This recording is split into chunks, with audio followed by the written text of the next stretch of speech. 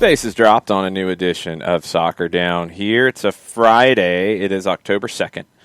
Getting ready for a busy weekend. Atlanta heads to D.C. to Audi Field to face D.C. United, two struggling teams in MLS. We'll talk about that one. We'll have more on that tonight on the run-up starting at 7 o'clock.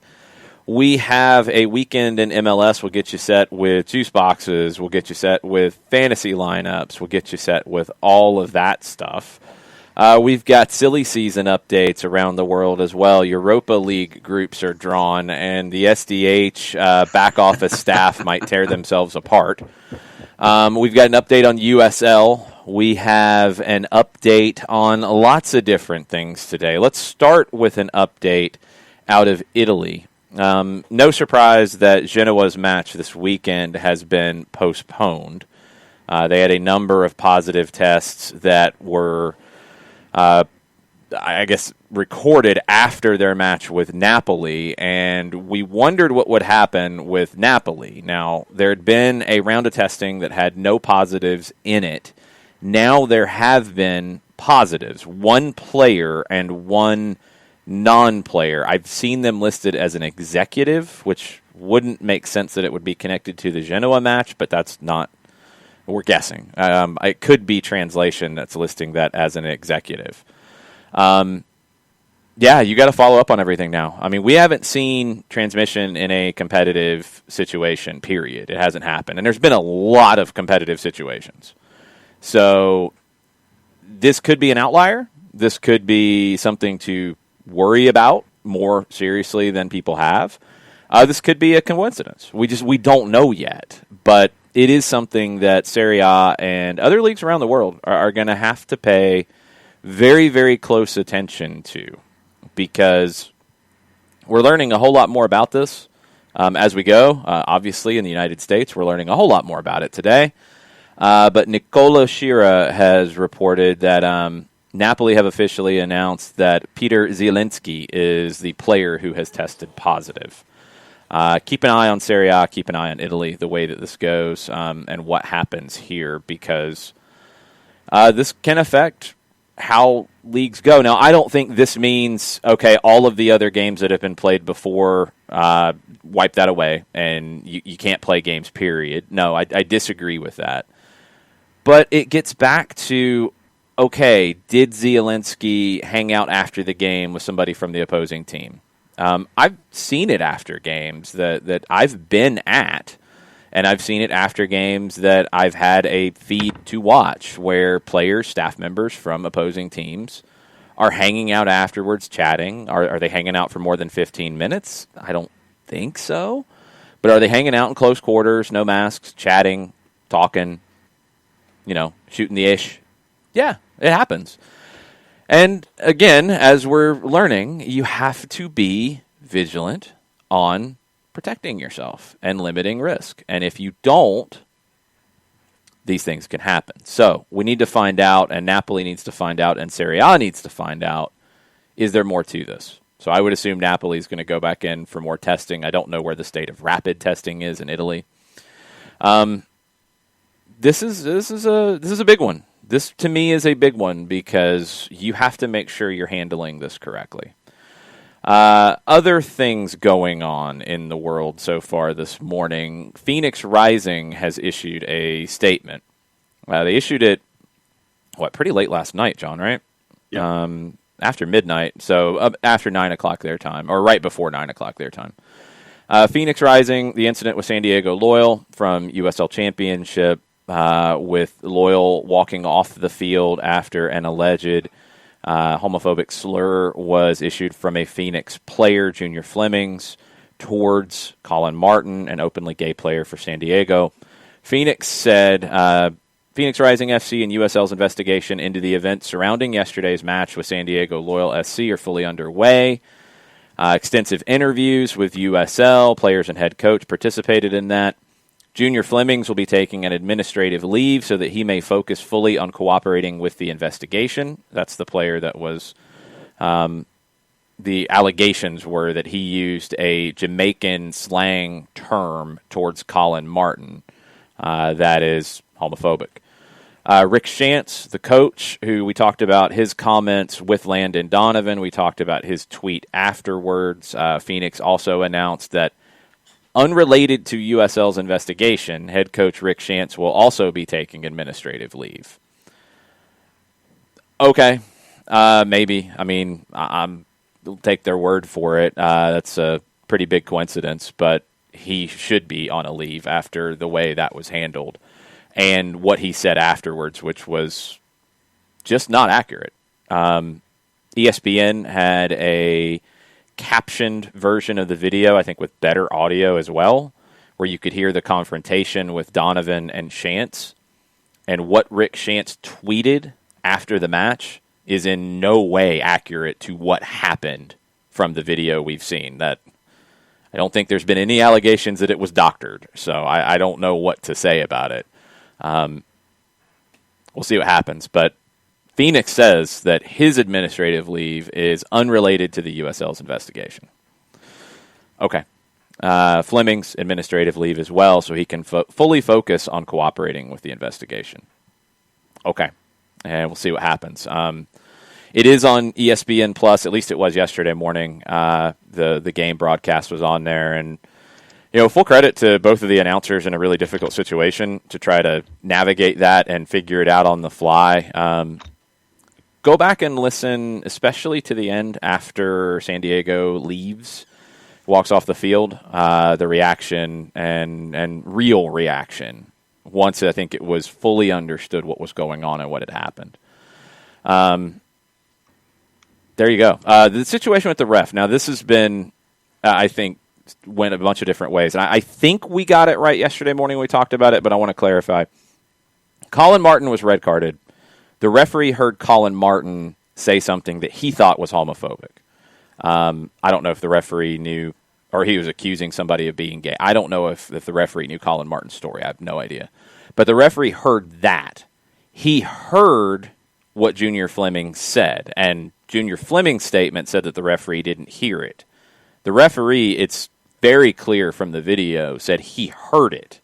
He didn't know what it meant, which it's a Jamaican slang term. If he doesn't know that you can't really punish the referee for that.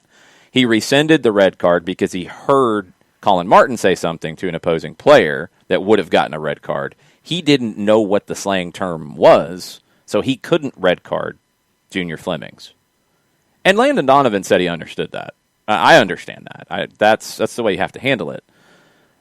The issues I have with where things stand on the Phoenix side right now is Junior Flemings denied saying anything, and he said the referee didn't hear it, and that's not true. The video doesn't support that at all. And Rick Shantz said what he was saying had nothing to do with what Landon Donovan said and was saying, and that's not true, unless he just did not hear Landon Donovan right in front of him. So I don't know. We'll see how Phoenix handles it. We'll see how USL handles it. They're going to have to get it done quickly, and they're also going to have to get it done carefully. That's a tough balance. Full credit to Jack Cronin and Shannon McMillan, who were in the booth for San Diego Loyal for that one, as they were trying to understand what was going on and kind of help everyone through the situation and listen at the same time. And it's very, very difficult when you have someone in your ear, you're trying to listen to context on the ground, and you're trying to explain what's going on. So full credit to Jack and Shannon on the call there. And as of me checking about 45 seconds ago, the link is still active if anyone wants to go check out San Diego's match from a couple days ago. Okay. So we'll keep you posted on that one as we get further along. Other news from around the world before we jump into MLS. So FIFA made an announcement yesterday, and it looked like this was going to come down. The release rules for players. Now, official matches, teams are obligated to release players, no questions asked. That's World Cup qualifiers, that's Continental Championships, qualifiers for Continental Championships, et cetera, et cetera. Friendlies are different. FIFA has not given clubs any ability to get out of that previously. Now, they did in the last open or international date. Now they have followed through with that same protocol. There are conditions on the release of players for the South American World Cup qualifiers, and I'd assume it would factor into the UEFA qualifiers as well. Thursday, the usual rules would apply with the exceptions. It was announced by FIFA. The players must be exempted from any travel or quarantine restrictions, both in the countries where they are due to play matches and in the country where their clubs are based. If there was a quarantine period of 5 days or more on arrival in any of those countries, then the clubs would not be obliged to release the player. Now, this was misunderstood by, I think, the majority of media in the United States. MLS's rule about the 10-day thing, which they chose not to apply when it came to Gonzalo Higuain, is not an official quarantine. That's a league rule that they have chosen to not follow sometimes. So that doesn't apply here. You're talking about a quarantine that is a country rule, regulation, a local government rule or regulation. You're not talking about MLS with a 10-day rule that they sometimes choose to apply. That has to be understood. So I think people immediately saw this like, oh, MLS doesn't have to release players. No, that has nothing to do with it. The MLS rule is not a binding rule. It's not a quarantine. So we'll see what happens now. I don't know, and John, maybe you do, of locations in this country, and I know it's not being followed with sports teams, about local quarantine rules. I don't think there is anywhere in the United States that a club would be able to say, if a player comes back from Argentina or Bolivia or Peru, then they would have to quarantine when they come back to our city or our state. Yeah, have not heard of any instances or any ordinances about that. Yeah, not instances, because we know that teams are not following that. Yeah. Because they're traveling within the country. Now, right. I don't know from out of the country coming into any part of the country. Right. But I don't think that's going to work. Yeah, no, I haven't heard of anything either. So keep an eye on how all this gets handled, because, I mean, MLS laid down their marker, and a lot of people who look for reasons to jump on MLS jumped on MLS because of saying they didn't want to release players. Let's see what Barcelona says about Lionel Messi. Let's see what PSG says about Neymar. Let's see what mega clubs around the world say in these situations and see what happens. After this, I would not be surprised if the CONMEBOL qualifiers that are coming up very soon do not happen. Yeah. Because I don't know if you're going to be able to guarantee full-strength squads. And they don't want to get into a situation where World Cup spots are decided with less than full-strength squads because of these kinds of rules. Yeah, no, right there with you. And it's something that going to have to track going forward. But, yeah, I want to see what happens with mega clubs and mega players when that applies to this competition. Yeah, you're absolutely right on. UEFA yesterday, European League or Europa League qualifiers, the Milan Rio Ave situation was nuts. 24 rounds. Unreal. You had a double post, you had a couple Panenkas, you had saves, you had goalkeepers missing penalties, and Milan, who needed a penalty at the end of regulation time, or at the end of extra time, sorry, it wasn't even the end of regulation time. It was the end of extra time. They survive, they get into the group stage. Dundalk, as the Colonel has chimed in, Dundalk gets through, and it's massive for them financially. €2.9 million for making the group. 5.7 or 5,700 euro, I'm guessing, for a win in the group, 2,900 for a draw.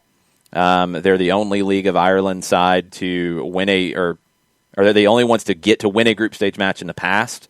The second to ever achieve the group stage, the only one to do it twice. It's an amazing accomplishment for them. You've got Dundalk in here, you've got Milan, you've got Celtic, you've got Rangers, you've got Napoli, you've got big clubs, and you've got your Dundalks in here, which is really cool. The draw was this morning, and the group that will tear soccer down here apart with Milan and with Celtic, 570,000. Thank you, Colonel. Milan and Celtic are in the same group, and it gets worse from there in terms of being the group of death. Lille and Sparta Prague are in there. That is a massively difficult group. Wow. You look at, and then you look at the other groups, and remember right now it's A through L, but Group H is going to be must-see TV. Group A, you're looking at Roma and Young Boys. We know that Cluj can come in and they can bite you occasionally. Yeah, they can. Our Group B with Arsenal, Rapid Wien, Molde, Dundalk. So Dundalk and Arsenal in Group B. I'm going to enjoy watching that one. I know that'll be a fun one. Group C, Leverkusen, Slavia Prague, Hapoel Beersheva, and Nice. That one could be a dangerous group as well. D, Benfica, Standard Liège, Rangers, and Lech Poznan. That one could be interesting too. Yeah. E, PSV, PAOK Salonika, Granada, and Almanoya. F, Napoli, Real Sociedad, That's a good AZ one. Alkmaar, and Rijeka. Group G, Braga, Leicester, AEK, and Zorya Luhansk, who can come up and bite you out of the Ukrainian Premier League. I, Villarreal, Karabakh, and that road trip to Kazakhstan, that's going to be pack a lunch and a dinner. That's a little rough. Maccabi Tel Aviv and Sivasspor. J is Tottenham, Ludogorets, Lusk, and Royal Antwerp. Group K, CSKA Moscow, Dinamo Zagreb. There's some interesting Eastern Bloc stuff there, Iron Curtain stuff. Feyenoord and Wolfsburg. And Group L is Ghent, Cervena Zvezda, Hoffenheim, and Liberec. Badgers relatively happy about Spurs' draw. Yeah, Ludogorets could be a troubling roadie, Yep. but I think that Tottenham is pretty decent in a Group J. Tweet from Stephen Goff a few minutes ago. We've talked about this before. It had been reported last week. Gerhard Struber, Goff is getting word that he'll coach his final match for Barnsley tomorrow at Middlesbrough. He'll take over the New York Red Bulls after that.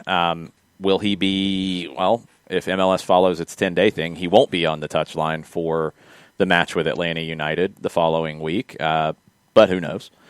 But it looks like that's going to get done here very shortly, and Gerhard Struber will be joining New York Red Bulls from Barnsley. Again, he's a former player for Red Bull Salzburg before they were owned by Red Bull. He coached in the youth teams at Red Bull Salzburg, and then has moved on and been outside the Red Bull organization. So, interesting one on him. Also, another one, BBC Sport reported just a couple of minutes ago that Kilmarnock's entire squad has been advised to self-isolate for 14 days. Advised to self-isolate is one thing. Their match in the Premiership in Scotland is set to be called off. That was supposed to be tonight. All home players have been told to stay away. They had three positive tests early in the week. They've had 3 more on Thursday. So that's where that one stands. Keep an eye on all of those kinds of situations because it will affect how other teams and other leagues respond to positive tests. And then on the other side of all of that, UEFA announced that where local governments allow, stadiums can be filled to a maximum of 30%. That's for UEFA club competitions and national team competitions. That starts with national team friendlies next week. This was reached after the successful pilot test of the Super Cup match in Budapest with Bayern and Sevilla. The organization stressed that away fans would not be allowed until further notice. Local regulations would continue to prevail.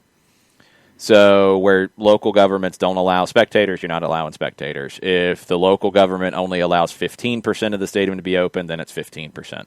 The 30% is the max that UEFA is allowing. UEFA added that social distancing would be mandatory. Additional precautionary measures, such as the wearing of masks, must be implemented in accordance with local regulations. They've also approved a set of minimum health and hygiene standards, which match organizers are expected to follow. Now, the president, Alexander Seferin of UEFA, said 27 countries on the continent already allow fans to some extent. This decision will allow for a coherent approach on a country-by-country basis and not on a competition-by-competition basis, which was sometimes difficult to understand for fans. That makes sense. If countries are allowing their league to have whatever number of fans, It's kind of weird if UEFA says, well, you can't have it for this game, but you can for this game. I think they've set a bar that will allow local governments to make the decisions that they need to make. I didn't know 27 countries in Europe were allowing fans to some extent. I didn't know it was quite that many. Yeah, I didn't either. That is a big number and a lot larger than I would have thought it would have been, yeah. Well, there's a lot of little countries in Europe, so, I mean, I guess I get it. I don't know 27 out of how many. I can't remember how many UEFA members there are. I think it's over 50. So about half, I guess. I'm a little surprised. It's quite that many. More updates from around Europe before we jump into MLS here at 9:30, and then Mike Conti will join us at 10 o'clock. Barcelona yesterday, they won 3-0. They had a red card in the 41st minute, and they got better with 10 men. Ronald Koeman said, I'm so proud of the team for how they played tonight. We worked very well, played with a lot of discipline with one player less. Ansu Fati just continues to look like a ridiculously good player right now. Got the early goal. Lionel Messi played really well. There's a lot of praise for him. Barca, okay. Let's see how this continues to go, but not bad. England. For some reason, Manchester United still thinks at this point that they could get Jadon Sancho. For some reason. It's ridiculous. 120 million euro or nothing, and they're not paying 120 million euro, so they're getting nothing. Mm-hmm. And Ole has been as political as you can be with the comments he's made. He's not gotten a lot of help with this roster. I think some are criticizing him unfairly with how Manchester United has played. I do think Ole has gotten as much as you can get out of the squad. He hasn't been a failure, and I don't know why he's been portrayed that way. But he needs more, and he's not getting it. And Jan Aj Fjortoft, I'm going to butcher that one, Fjortoft, Norwegian former player, media member, he tweeted that all reports indicating that Solskjaer has been very clear that he wants Sancho. Rightly, so Sancho would have been the perfect profile to improve the team, excite the fans. Manchester United haven't delivered on that. They haven't met the price, and Dortmund's not negotiating. So Fjortoft says that you have to respect that Ole is still being loyal, not criticizing the higher-ups. Got it. Fabrizio Romano said that Jadon himself has always said he wants to join Manchester United. They had agreed to personal terms, but Dortmund's not going to sell for anything less than 120 million. Sancho respects that, so he's not pushing any harder, although there had started to be some rumors that he was going to try to push for a transfer. I guess it's possible. Manchester United is still talking to Barcelona about Ousmane Dembele. We'll see if that one gets done. It's intensifying, according to L'Equipe. Dembele, depending on who you talk to, is either excited about going to the Premier League or doesn't want to leave Barcelona. Depending on who you talk to, Manchester United wants a loan, not a purchase, and Barcelona wants a purchase, not a loan, and you got a few more days of nonsense for that to go down. The Chris Smalling deal's not been done yet, but it looks like it's about to get done. That was what we'd reported yesterday as well. And Roma are also trying to get Diogo Dalot on loan. Manchester United want to sell him on a permanent. That has not been nailed down just yet. Transfer silly season will continue to get silly through the rest of today, through Saturday, through Sunday, and through half of Monday, and then it will end. How will it end? We don't know.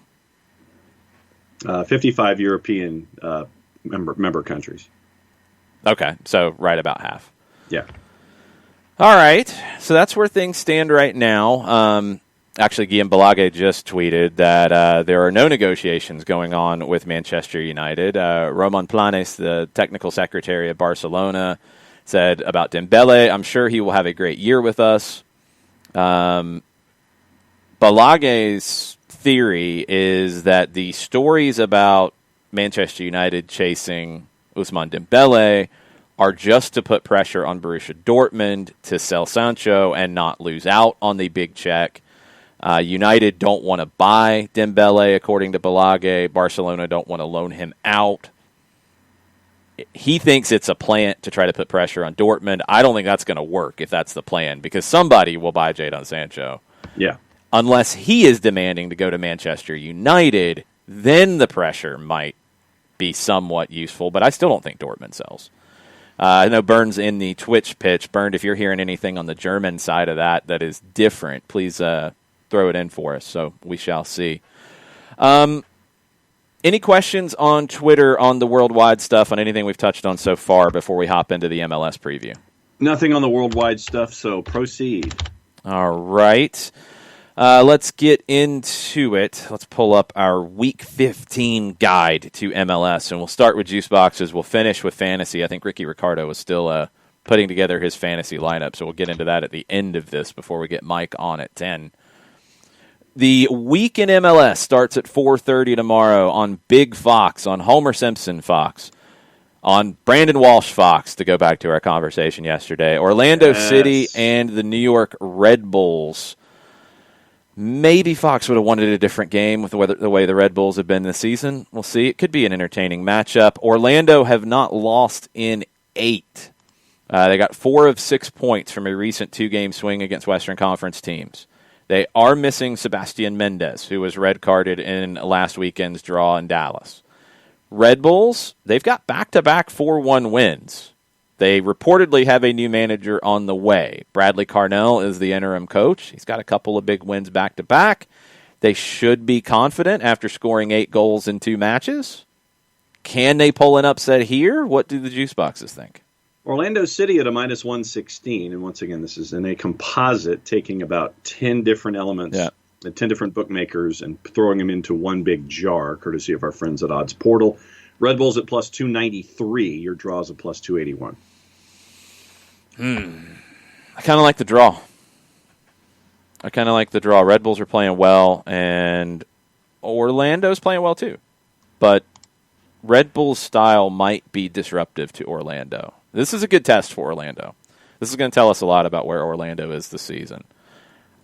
If I had to put something on it, I'd go draw. I would not choose to pick a juice box to put on that game.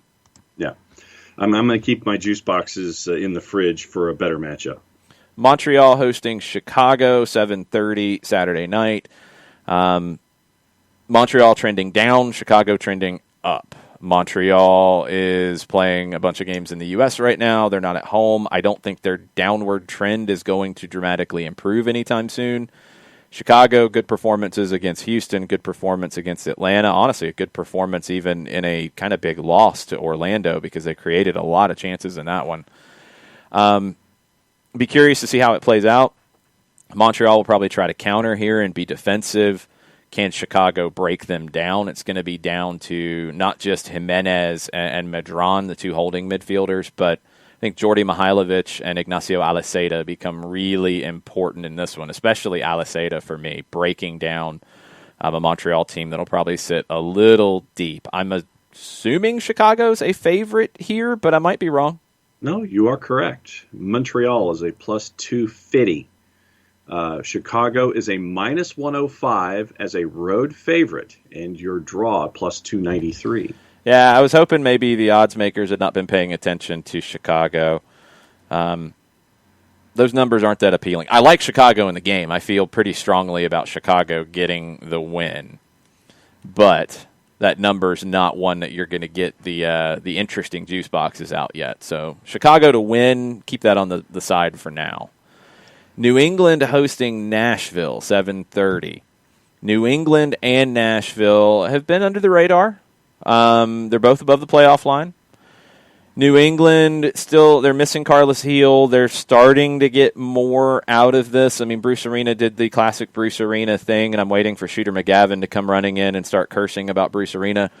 He went out and he got Lee Wynn, a veteran that he knows well. He went out and he got Tommy McNamara, an MLS veteran that I'm sure he's super familiar with, and he turned to some guys who have done the job in this league who are not flashy, big names, but are effective. And it's working better now with Wynn, with McNamara. So they're in 4th place. They've handled the weaker teams in the Eastern Conference pretty well so far. Nashville, I don't think is a surprise. where they are because I think they've been organized really, really well. They're not going to have Yonder Cadiz yet, although it's getting close for him. He is in Nashville. Walker Zimmerman's been excellent. They threw points away in the last one. I want to see how they respond. I'm really curious about the numbers because I might go out on a limb on this one. Well, I think the limb might already be made for you. The Revs minus 105. Nashville to win plus 297. And your draw plus 245. That's what I was saying. I might go out on a limb if the limb is good. That's exactly what I meant.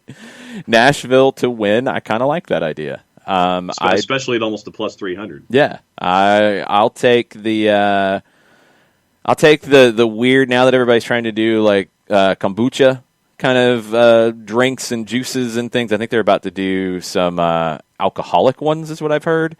Let's take that. Some weird flavor with that and throw it on Nashville to win. I'll go there. All right. Toronto hosting Philadelphia, 7:30. Should be a really good match, first off. Philadelphia is, in my opinion, the best team in the East. Toronto is right there. They're right there. Alejandro Pozuelo has been a beast this season. 5 goals, 8 assists, and 13 appearances. Brendan Aronson has 4 goals, 3 assists. Looks like he is headed to Red Bull Salzburg. That has not been announced yet, so we're kind of waiting to see when that's going to happen. Should be a really fun game to watch. I'm very curious what the numbers are here. Toronto FC even money at a plus 100.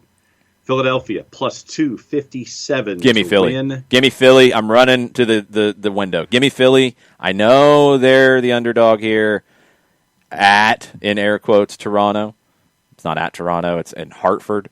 Give me Philly. You give me plus 200 on Philadelphia, I am running to take it. So I figured you were going to do your draw for the records of plus 263.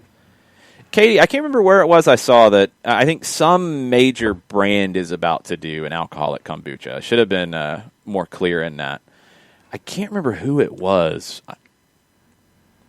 I can't. For some reason, I want to say Coca-Cola, but it's not Coca-Cola. I think it's a beer brand that's going to do it, a major national one. Now I got to go digging and see who that was. I will take a non-alcoholic one and put it on Nashville. I will take a. I'll take the strawberry banana Humex that I liked, and I'll put that on Philadelphia because you give me plus 200 on Philly, I'm taking it every single time. Houston and Sporting. Houston hosting Sporting here. They've had blowout wins both ways. This has been one where Houston has been all over the place. Sporting Kansas City's been all over the place. Sporting's better, but they've had some really weird results at times. Houston has not won in their last 5. Sporting's only got 1 win in 6. I don't know who either one of these teams are right now. Sporting's the better team, but I don't trust either one. What are the numbers? Now, apparently the numbers don't trust either one either. Houston's a plus 167, Sporting's a plus 147, and your draw's a plus 262. If you're really feeling squirrely, go draw, but I don't know what to think of either one of those teams. Maybe we'll learn something in that one. Miami hosting NYC. Gonzalo Higuain, home debut. No fans, but home debut. We'll see if New York City players try to provoke him. He was not very happy about the Philadelphia players trying to antagonize him after missing a penalty. Talked about it a little bit in media availability. He's going up against a defense that has the second best goals against record in all of MLS. They've only conceded 2 in their last 6. Is he going to be able to find space for the Chilena attempt? We'll have to see. I'm a little baffled by the snapshot preview here that says, talking about Higuain, you'd be foolish to bet against Higuain opening his MLS account. Oh, really? I think I will bet against that. I'm taking NYC. I don't even care what the numbers are, and I don't think Higuain scores. Inter Miami's a plus 117, NYCFC a plus 225, and your draw's a plus 250. NYC's plus 225? Yep. Oh, yeah. Give me New York City on that one.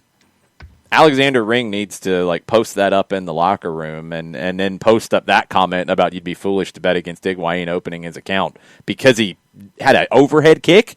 Really? He had an overhead kick, so you'd be foolish against betting against him? Are you serious with this? No. Stop. Good for him. He got in the air. I'm impressed, but he skied a penalty and check that vert. His well, I mean, he did. Good for him. That doesn't mean he's going to score goals. That's absurd. Minnesota hosting Cincinnati, 8 o'clock on Saturday. Kai Kamara, they need a goal from him. Minnesota has not won in 4. Cincinnati, I wonder, are they going to take any chances here? Are they going to put a line of 6? Are they going to put a line of 7? Is it going to be a line of 8? Are they going to play a 9-0-1? I don't know. I don't expect a lot of goals in it. Cincinnati has not really shown a whole lot of ability to get forward either. Give me a scoreless draw. Okay, that's a plus 292. Okay, I like it. Minnesota minus 143. FC Cincinnati is a plus 368. I'll take a nasty cranberry aloe juice box and throw it on Cincinnati to win as well. And your over-under at a half a goal, your under is a plus 1054. It's a go scoreless draw. It's 1054? Yep. In that game, okay, that'll be the case of awful juice boxes. Like the high C, not even juice boxes. This doesn't even get the juice boxes. This gets the like generic plastic container with the foil top that you would get like at your lunchroom in elementary school that are not grape juice but grape drink.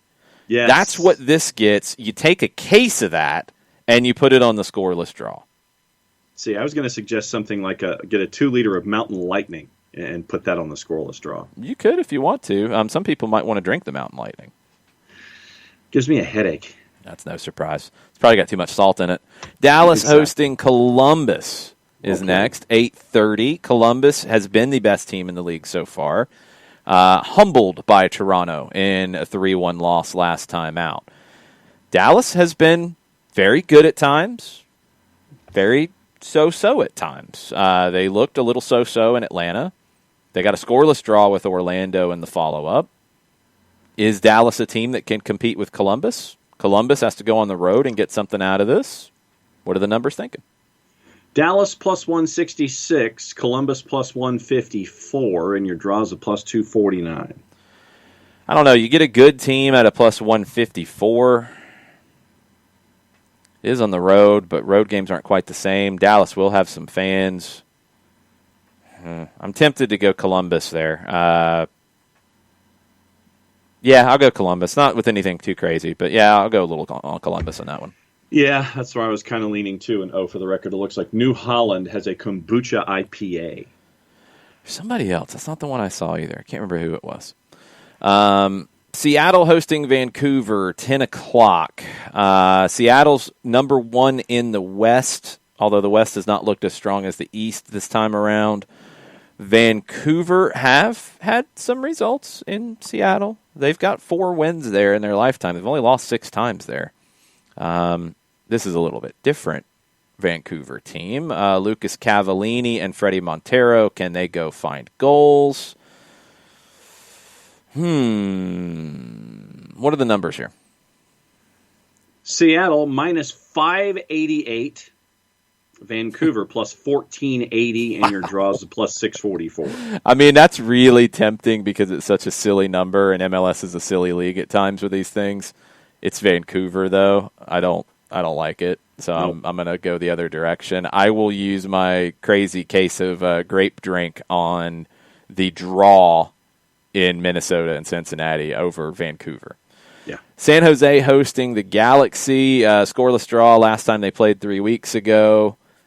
Quakes are coming off of a big win against LAFC in stoppage time. The Galaxy had been trending up, then they started trending down.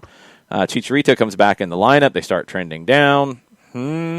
Christian Pavón, 1 assist in the last 4. He had 3 goals and 3 assists in the previous 4. They should be able to coexist. I don't know why they're not. do they figure it out in San Jose?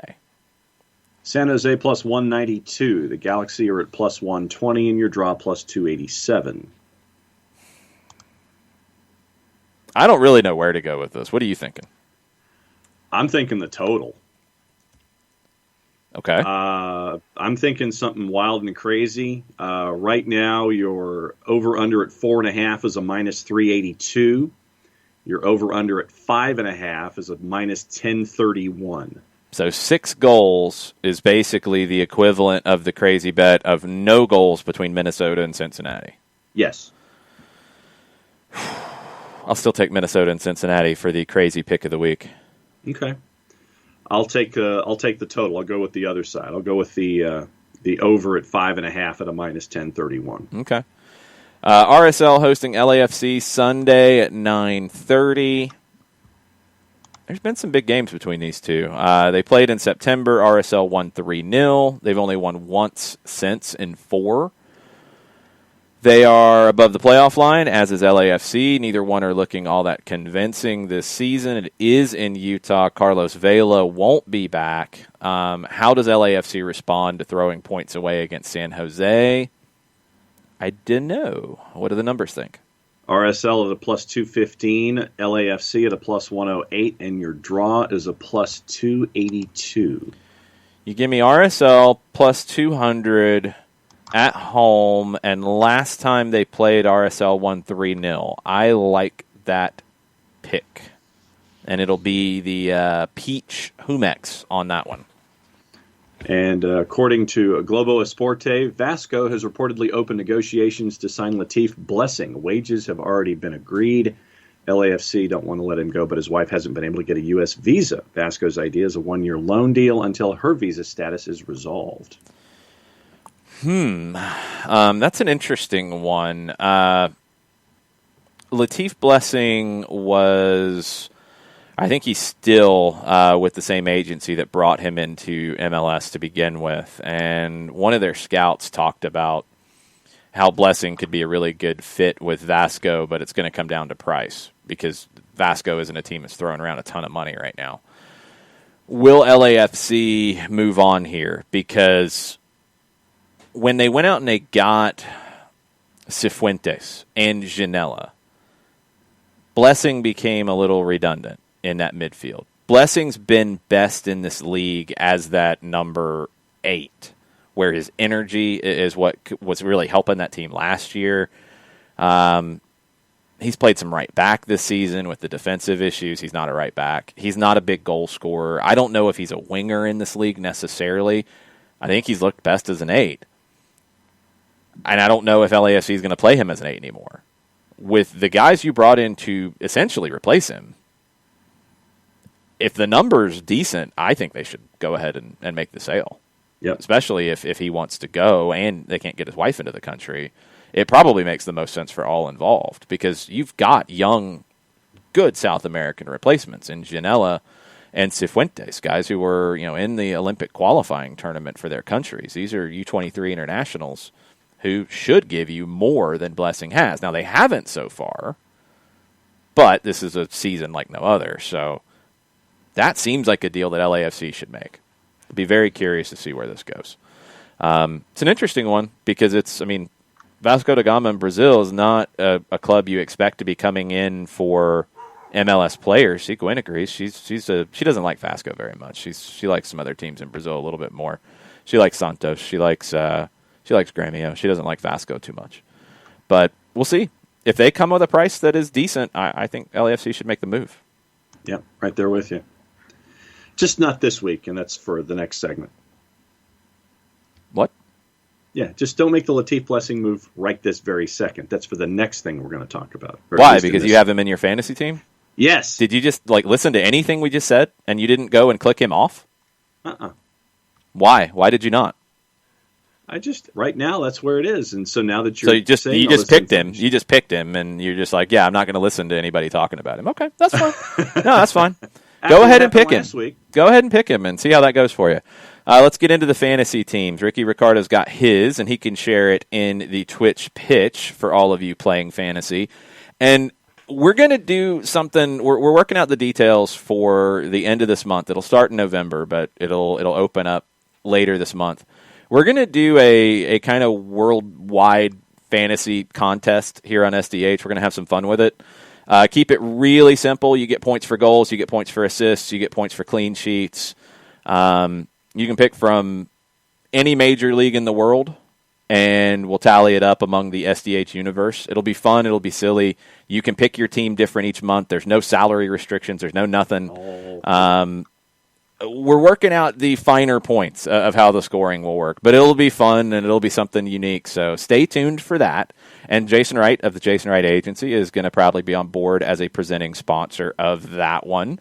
There will be prizes for who does well each month. So stay tuned. That's coming. It's going to be really different than we've seen the other fantasy leagues and stuff because it's not going to be country specific. So we'll have some fun with that. MLS fantasy. My week last week was a little down from where it had been, but I've moved up the ranks. I'm 24th in the Open League now after an awful start. Yes, it was an awful start. Bouncing back. Where are you in the overall Open League?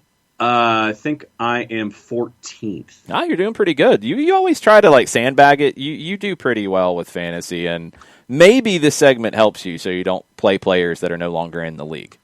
Well, that happened last season, so I think that it hasn't happened quite this season yet. We're helping. Goalkeeper. I've got Steve Clark from Portland. I got Brad going up against DC. Actually, I'm going to have to take that off because they're not playing this weekend. So I did it at the beginning of the week when my team was over budget. So I went ahead and did my team. Clark has to go because Portland and Colorado is not happening. Right. So Valeri has to go for me, too. So that opens up 2 holes. And, let's see. Ricky Ricardo says Stephen Fry. You went Brad Gazan. Mm-hmm. And Shuttleworth on the bench. I don't care about who's on the bench. See, I've got Spencer Ritchie that I could turn to, but it might be Teton in goal for Cincinnati because he's back. Mm-hmm. Do I want to go Stephen Fry or do I want to go Sean Johnson and bet against Gonzalo Higuain scoring a goal? Go. He's really expensive, though, so I'm not going to go Sean Johnson. I think I'm going to go with Stephen Fry. I'm going to trust Ricky Ricardo over you, John. As you should. Defense, I got 3. I've got Kessler from New England, I've got Sekulic from Chicago, and I've got Chase Gasper from Minnesota. I went cheap on my defense. Yeah, I thought about Gasper. I have Sekulic as well, but I've got Leerdam, Meza, and Escobar. Okay, Ricky has Gasper, Ricky has Leerdam, he's got Metanair as his other one. Midfield, I've got 4. Well, I've got 3 right now. I've got an open spot. I got Nico Ladero, and that's my captain. I've got Herbers, and I've got McCarty. Okay. I agree with you on Ladero, who I captained. I've got Herbers. I have Pasuelo, Matricia, and Blessing. Let's see. So right now, without getting into a whole lot of craziness, I've got 11.7, and I need a midfielder to replace Valeri. I could go Molino, Osorio, Ty Dare. Could go Brendan Aronson. Could go Pedro Santos. I could go Russell. I could go Barco. I could go Chara. No Chara, no Bassett. Could go Kaku, Pablo Piatti. I'm going to roll with the kid, Brendan Aronson. He gets into my team. All right, up top. This is where I went with the big guns. I went Jordan Morris, I went Jossie Zardes, and I went Robert Baric. Yeah, I've got Jordan Morris, so I'm playing a 4 at the back, 4-5-1. I've got Morris up top, but I've captained Ladero. You're playing a 4-5-1 in fantasy? Apparently so. Why would you do that? It got me a win last week. Okay, have at it. That's true. Can't really argue with it. Ricky goes with Bo, Rossi, and Baric. Zardes has got to keep doing what he's doing. I like Morris against Vancouver, and I definitely like Baric against Montreal.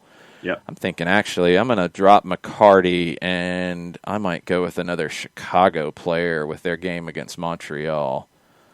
Who can I grab? Oh, I can't grab any because I got too many Chicago players. No good. Yeah.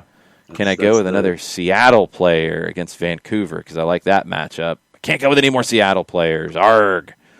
I thought you had enough money for João Paulo since you went with Aaronson. I don't have any more Seattle players I can pick. I've got too many in my squad already. I will go with... I'll see who Ricky said, because Ricky I trust. He's got Reynoso. I don't know about Minnesota in this one, to be perfectly honest. I'm gonna go with Nani against the Red Bulls. Okay, I'll go with Nani. I don't feel good about it, but I'm gonna go with Nani. I might have got a little pain in the stomach there. I might. Little agita. Yeah, I'm gonna go with Nani. I'm gonna do it. I think that game will be pretty open and weird. So Nani will get something out of it. It might be a penalty, but I think he'll get something out of it. So. That's where we're at with fantasy. You can yell at us. You can tell us that we're dumb. You can tell us that you like our picks. Ricky is saying, why, John? Why? And Ricky's also telling me to get Zelarayan. But I'm going Nani instead.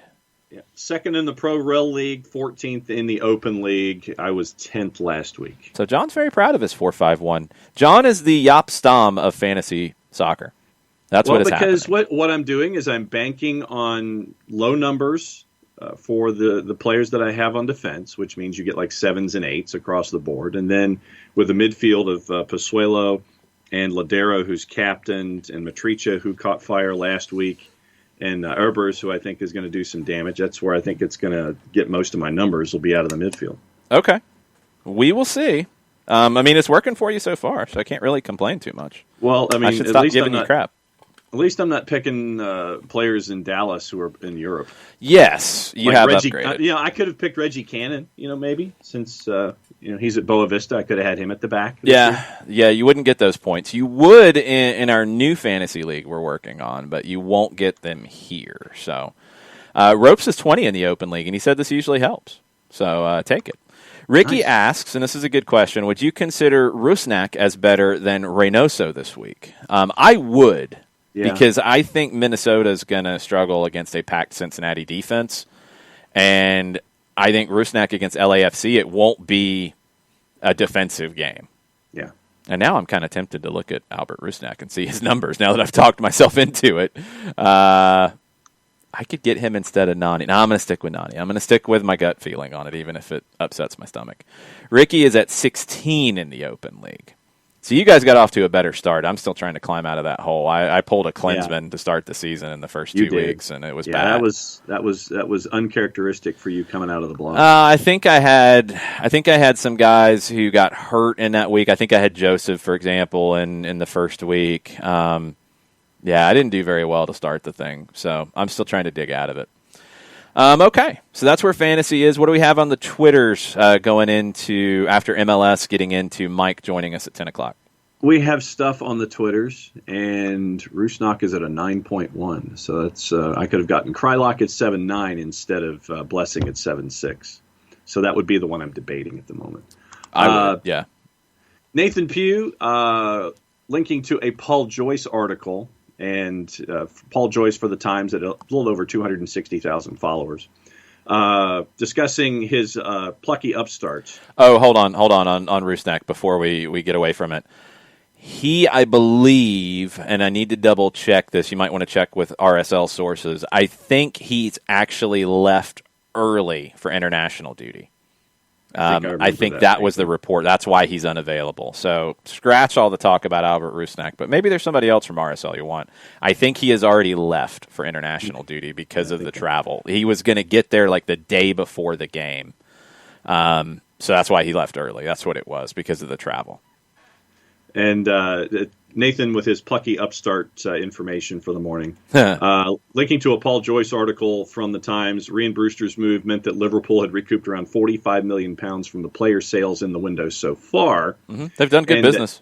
Yeah, Nathan says you pin everything on Barca plus Coutinho, but they also sold Ivan Solanke to fund as well here. These outs funded Jota. Plucky? Maybe. Excellent businessman? 110%. Excellent businessman, completely. But Barcelona funded everything for you. Don't try to deny it. This little 40 here, this little 20 here, this little 30 here. It's not the stupid large amount that Barca gave you for Coutinho, which hasn't really worked out. Now, they've used that stupid large amount in some really good ways. And that's a credit to Liverpool's front office. But this idea, because they've put it out there, because they're a little defensive, as Roy Keane says, they've put it out there that they don't spend. That's not true. They spend. What they've done really well is they're spending money that they've made. That's the difference. But that's not what they're saying. Yeah. They're saying we don't spend, we can't spend like this or that. You can because you're doing good business. That should be what you're talking about. Plucky upstarts can stop with the whining and have fun in the Carabao Cup. Oh, wait! Man, I love antagonizing Liverpool at this point. I shouldn't. Gotcha again. I shouldn't antagonize them, but... Why not? Because they're the best team in the league. I shouldn't antagonize them, but any chance you have to give them the business? Jurgen just makes it really easy to do that because he's gotten so weird about this. He's the man right now. He shouldn't be defensive. Okay. Katie Weaver asked if there was still a match on the $50 Marcelino scarf orders donation, by the way. We met the match, which was awesome. Our anonymous donor has made the donation to get to that point.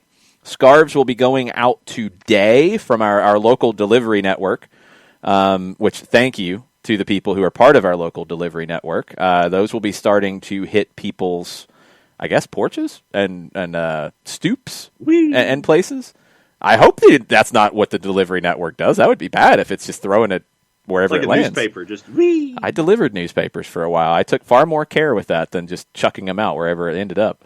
But those will start to end up hitting out today. Guys who are outside the metro area, guys and gals who are outside the metro area will start to see yours maybe as soon as tomorrow, probably early next week. So there are still some for sale. Not a ton at this point. We are down under 40. We're getting into the 34, 35 range of what's left. So if you want one, they're $25. Send us a message if you don't know where to pay. It's on PayPal. It's our SDH account on PayPal. If you need any information, let us know. We'll get you hooked up. $25. That includes the shipping. All the proceeds after the cost of getting the scarves made and whatever we have in shipping, which thankfully will be less thanks to our delivery network, all of that's going to Atletico Palmira and the Escuela de Futbol Marcelino Moreno, the school for their 4 to 8-year-olds that they have named after Marcelino Moreno, their greatest ever player who has emerged from the club. All right, John, you need to tell us about our good friend in Decatur, Steve Apolinski. I can certainly do that. Apolinski & Associates, LLC, proud supporters of everything soccer down here in the SDH network. Wrongful death and serious injury attorneys. If this is a discussion that you need to have, Apolinski & Associates are the folks you need to have the discussion with. A couple different ways that you can have said discussion. You can go and shoot Steve an email directly, STEVE, at aa-legal.com. You can get a free consultation by giving them a call at 404-377-9191. Or you can go to their website, aa-legal.com. Depending on the size of the device that you're accessing the website, large device or small, you hit enter, you hit arrow, you hit advance, whatever it does that moves the screen to the homepage at aa-legal.com. A pop-up window pops up because that's what pop-up windows do. They pop up 24/7, 365 and a quarter. You can have a discussion with someone at the other end of that line at the pop-up window. You can do it that way and get your questions answered that manner of the three that we're talking about. Recognized as Legal Elite by Georgia Trend Magazine, top 100 firms in this here state of Georgia for wrongful death and serious injury matters. Apolinski & Associates, LLC. The website is aa-legal.com. Not too shabby. All right. Who was our virtual producer who got fired? Was that Jorge? No, it wasn't Jorge. I like Jorge. I want to say it was Chuck, but I might be wrong. I think, okay. So, all right, Chuck. Or no, it was Ralph. Ralph was horrible. Ralph is fired. He's not allowed back. Okay. Virtual producer Tommy Let's see what Tommy has to say What about can getting Tommy Mike do Conti here? on the line. Come on, Tommy. You can Tommy, do can it, you hear Tommy. me? You can make this happen, Tommy. I have faith in you. Even if John goes blurry face like Bruce Arena. Welcome, Mike. How are you? What's going on, guys? How are you? Doing good. Getting caught up on a interesting set of matches in MLS this weekend. There's some really good ones. I think some really intriguing ones where we might learn a little bit more about some of these teams and where they stand. And look, honestly, one of those is Atlanta and DC. Two teams that have been bad this season. The way the playoffs are set up, both of them can still get in, and they can turn it around quickly. But does that start here? It could for the winner, if there is a winner. You know, John Gallagher yesterday said that they were going to treat this match like it's a cup final. And I understand why. I mean, you're looking at this as a really good opportunity now against a team that has been struggling just as much as you have. And in fact, the parallels between these two teams are really startling. You know, we talked about this on Stoppage Time Wednesday. Both teams, their best players out for the year with an injury. Joseph Martinez, and I would contend Paul Arriola is DC's best player. I think, you know, some might argue that, but no, I'm with you on that. That would be my contention. So both teams have been without their best player all year. And then subsequent to that, both teams have been really ripped apart by injuries and by players missing matches. Both teams made off-season acquisitions that you know, I think more to a DC extent have not really developed the chemistry and the continuity that they had hoped, but I think that's been an Atlanta problem too. Both teams just do not score goals. Their leading goal scorers each have 2 goals on the season. We're talking about a season that's 14 matches old now, and neither of these teams has a player who scored more than 2 goals all year. Both teams have not been very good at home. Both teams since Orlando have earned only 5 points. I mean, you can go down the list. There are a lot of parallels. Atlanta United should win this match. Atlanta United will not win this match if they concede in the first 10 minutes. I think that's where I'm at. You know, and I think that's where we're going to be basically for the rest of this season. If Atlanta United concedes early, if they have an error, if they aren't switched on, if someone has an awful giveaway at the halfway line, if they're asleep on a throw-in, if they don't mark well on a set piece in the first 10 minutes and they concede early, they're not going to be able to win those games because they right now do not have the depth and the energy to be able to overcome that. So really, really critical to weather those first 10 or 15 minutes tomorrow at Audi Field. I fancy Atlanta United a lot in this game. I think this has the potential to be a real turning point, you know, at least in this segment of the schedule, because after this, you get back into some home games. They're not going to be easy home games, but at least you get into some home games. You're getting guys back. Glassy said that 3 of the 4 guys that have been out are going to be back tomorrow. We don't know the one who will be out, but, you know, you're going to get 3 of 4, Barco, Josetu, Dom, and Miles back. So that obviously is it fair to say that you're going to get 3 to 4 that can contribute here? I don't know if it's all 3 start. Yeah, I don't know that either. But I think again, anything helps. Yeah, for sure. You know, and again, even for the guy, even if you aren't starting any of them, you're still talking about 6 days off. Yep. For everyone else. I mean, Glassy said they had their first day off in what felt like forever on Tuesday. So from a standpoint of fitness and being able to get that extra regen time, hopefully that will help.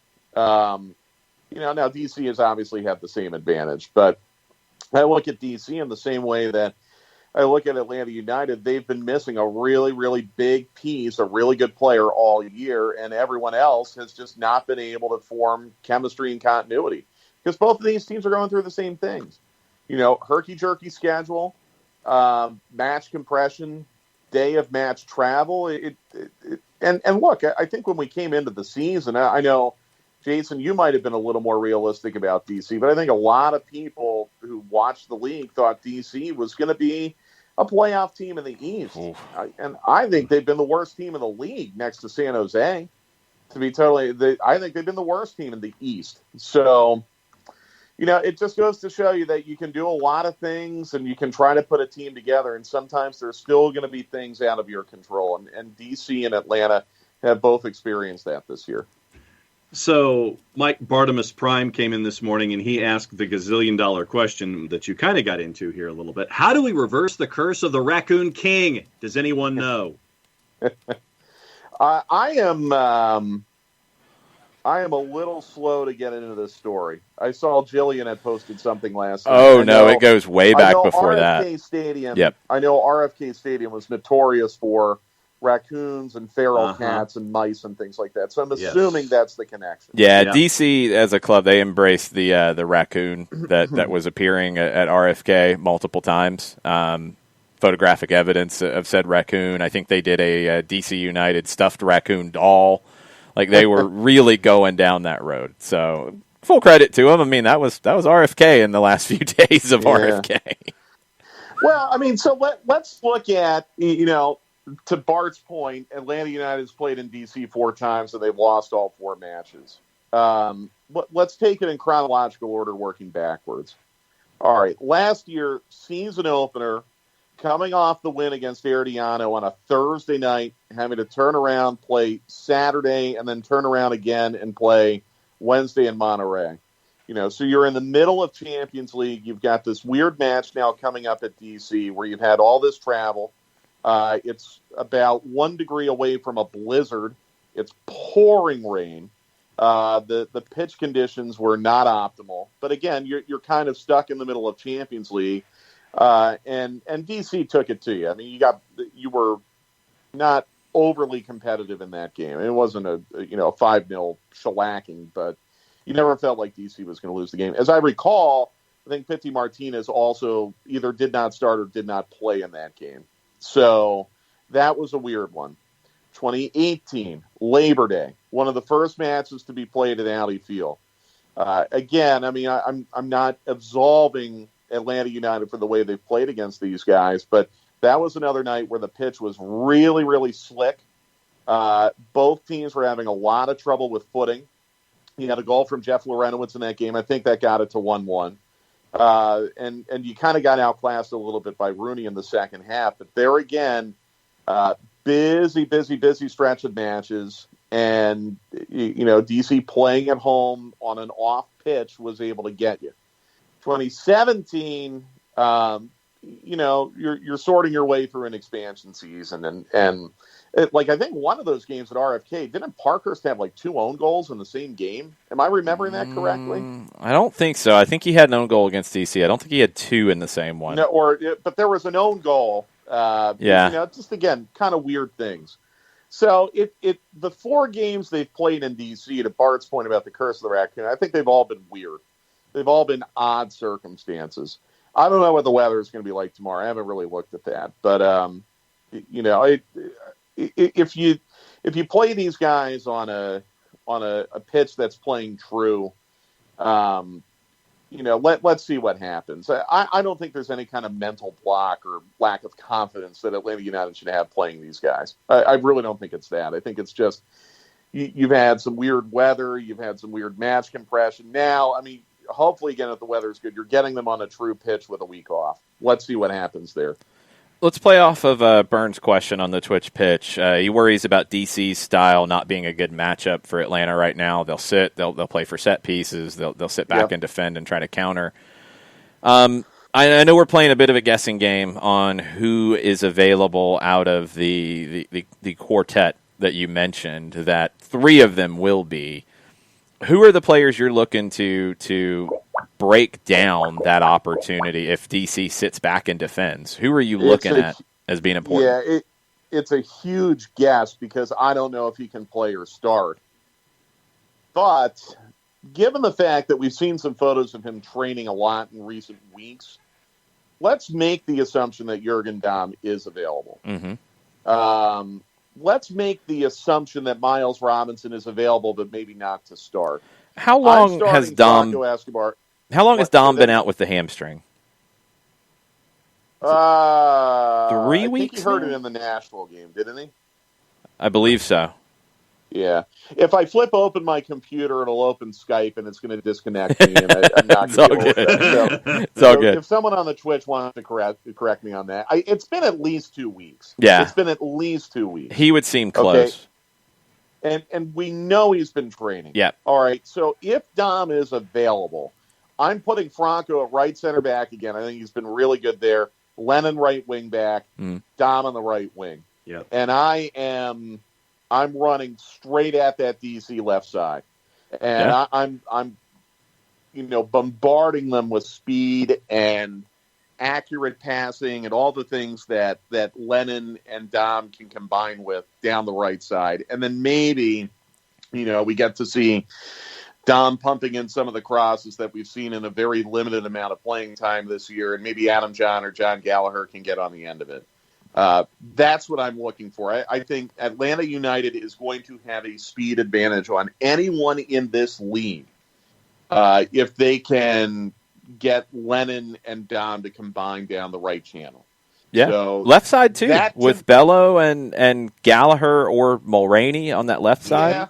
That's got pace, and DC out wide, that's where they're weak to me. I mean, the last match, it was Mora at left back, it was Yamil Assad at left wing, and we know Yamil works hard defensively, but if you get him working hard defensively, he's not going to contribute to the attack. And honestly, I know we've talked about Julian Gressel and his performances this year for DC. Assad's been anonymous for them. I mean, sitting out a year is going to do that to anybody. Right. Yeah. The right side in the last match was Chris Odoi-Atcham, who has not been a regular right back during his time in MLS, and Griffin Yao, who's a teenager, who's been a pretty good teenager, and he works hard. But again, he's another one that has contributed a lot to their attack, and if you get him defending, they can't get out as much. I think out wide, and you nailed it with Dom and Lennon and the other side too, that's where Atlanta has a big advantage, and that's where they have to focus for me. Yeah, and I think Bello looked like he was a little tiny bit out of gas. I agree. On Sunday in Chicago. I am hoping the rest and recovery time will alleviate that on Saturday. Because I'm with you, Jason, 100%. I think Bello gives you some speed down the left. Mulroney obviously gives you less speed than Dom on the right. Anyone in the world is going to have less speed than Jurgen Damm on the right. So that's not an indictment on Jake Mulroney. But I think there are real attacking opportunities down both flanks for Atlanta United tomorrow. Now, the danger is if you get pressed up too high, you could be more vulnerable on counters, and that's going to exist as well. But I think there are some real opportunities. I am hoping when we get that lineup tomorrow, we see Jurgen Damm in it, not just in the 18 or in the 20, but in the 11. I think this is a match tailor-made for the way that Carlos Bocanegra tried to construct this team. He wanted them to play fast down the flanks. If everyone's healthy and available that we've mentioned, I think they can do that. I think Josetu is part of that too, by the way. Josetu is someone that I know Carlos was really, really high on the speed that he could introduce into the attack. And maybe we haven't necessarily seen it as much this year as we had hoped, but I think he's got that in him. So that's what it comes down to for me. I think if you have all those guys available, you get a couple high-quality crosses pumped in from the wings, you're going to have opportunity. And quite frankly, that happened in Chicago, guys. I mean, Adam John was incredibly unlucky to not score twice in that game. Yeah. And I don't want to go back to something that happened 5 days ago because I know we're looking ahead to tomorrow. Atlanta United played better than that scoreline showed in Chicago. They really, really did. That was a 2-0 loss where Chicago, they get one goal against the run of play late in the first half. The first goal they scored was a poor job by Eric Remedi, a poor turnover. Atlanta United, Bobby Shuttleworth had to make unbelievable saves in each half on Adam John. Yep. So I'm not saying Atlanta United played well enough to win, but they definitely played well enough to draw. And to me, if you look at the last couple matches that this club has played without a designated player in the lineup, played well against Dallas. I really think they played better than a lot of people are giving them credit for in Chicago. That's why I'm optimistic going into this one tomorrow. That, yeah, they didn't get the result on Sunday, but I think they got the performance that, they can point to and say we did a lot of things well in this match. Let's build off it. Well, and you also had the Mulroney volley that if that had a little control on it, then instead of going over the net, that goes into the back of the net, and that's another chance there that was created. But let me ask you, Mike, about Ben Olsen. Do we see him on the touchline in D.C. in 2021? Man, I don't know. I mean, he's been in the league 10 years and he's under 500. The reason that I don't say does something happen this year is because I think that this year is a wash when it comes to analyzing coaches and coaching candidates and that kind of stuff. Because if you were to have some kind of an action against Ben Olsen this year, then you have the rest of this season, and you're kind of thinking, all right, But the reasoning for that, in my opinion, it's not just because of the year. It's because of Olsen's status at the club. It's different if it's not a club legend. They obviously like him for some reason. Well, I mean, It's not even that. I mean, he played. I mean, this is a guy who's been with DC United. I think out of the 25 years they've existed, he's been with the club for 22 of them as a player or a coach. So you're not going to treat him that way. Even if you make the decision to go forward, you're going to let him finish the year out because there's nothing to gain from moving it now. Mm-hmm. But I don't think he comes back because it just hasn't ever gotten good enough. He hasn't had a lot to work with. And this year is the first time that I can really say that I think he has underperformed with the talent he has. Now, was the talent overrated in some ways? Potentially. But he's got talent. He's got more talent than the record they have this year. And even in a crazy year, you add that to all the other years, probably time for something different. Yeah, yes. I also think their front office has swung and missed on a couple guys. I don't know overrated. I would agree. Yeah. Yeah. I don't know how much of a say Ben has in that. But the thing is, it's still the team they're giving him. He's got to win games. This year for sure, yeah.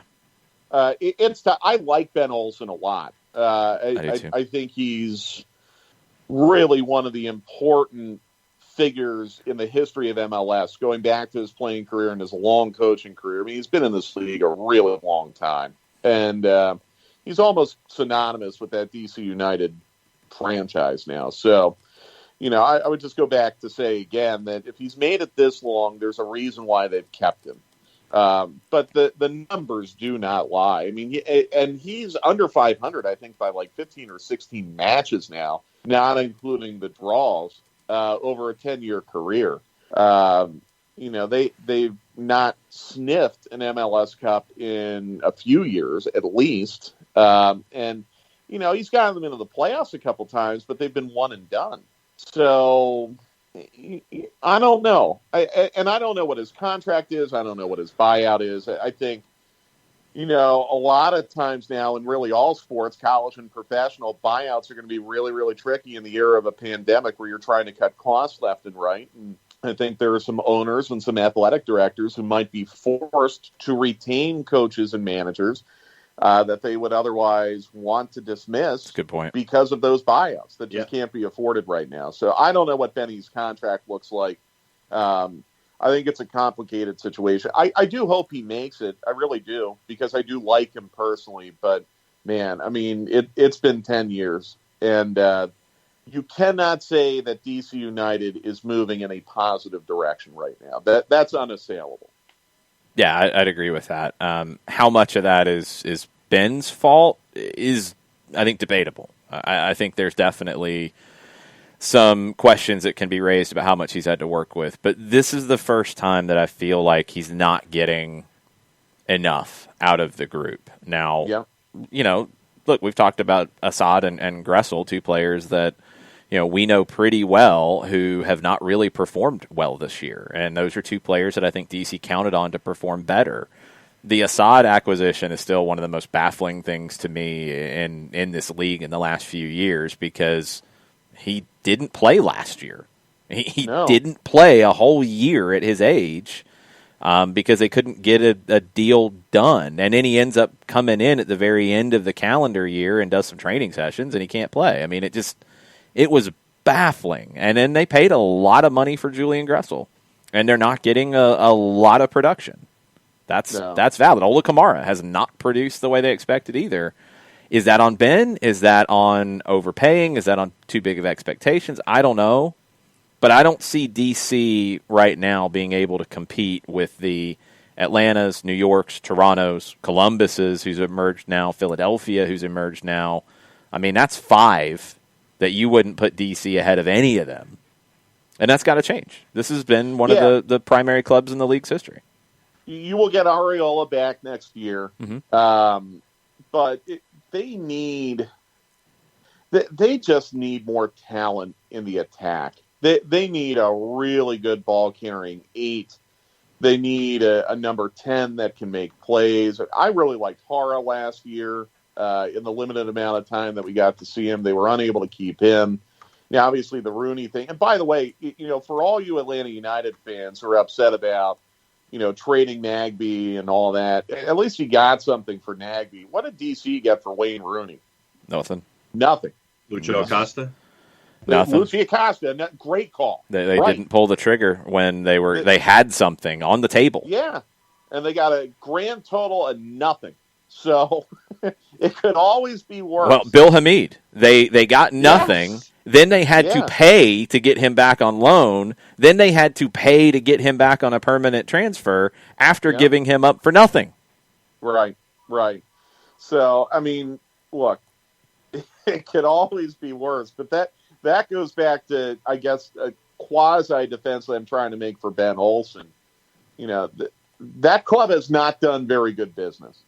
And, quite honestly, when we go to that stadium, I think we see things in that stadium that are a reflection of the club not thinking things through 100%. So I'll just say this. When we're talking about Darren Eales, when we're talking about DC United, I'm very, very happy that we have Darren Eales here in Atlanta, because I think his attention to detail has been far superior to a lot of other clubs in this league, and DC is among them. And I don't want that to sound like I'm calling out DC or anything like that, but like when you go to their stadium and you realize they never even built a radio booth, they had to shoehorn one into the back row of the press box.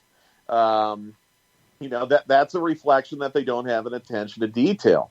When you sign a broadcast deal with Flow Sports that you have to abandon midway through a season because it had worked so poorly and broadcasts were dropping and people couldn't even sign on, that's a sign that you are not paying attention to detail.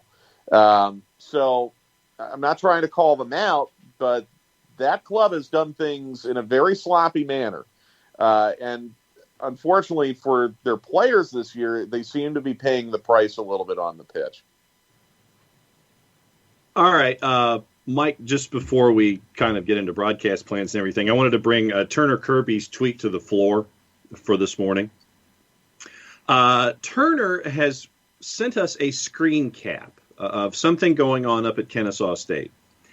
And it is movie night at Fifth Third Bank Stadium.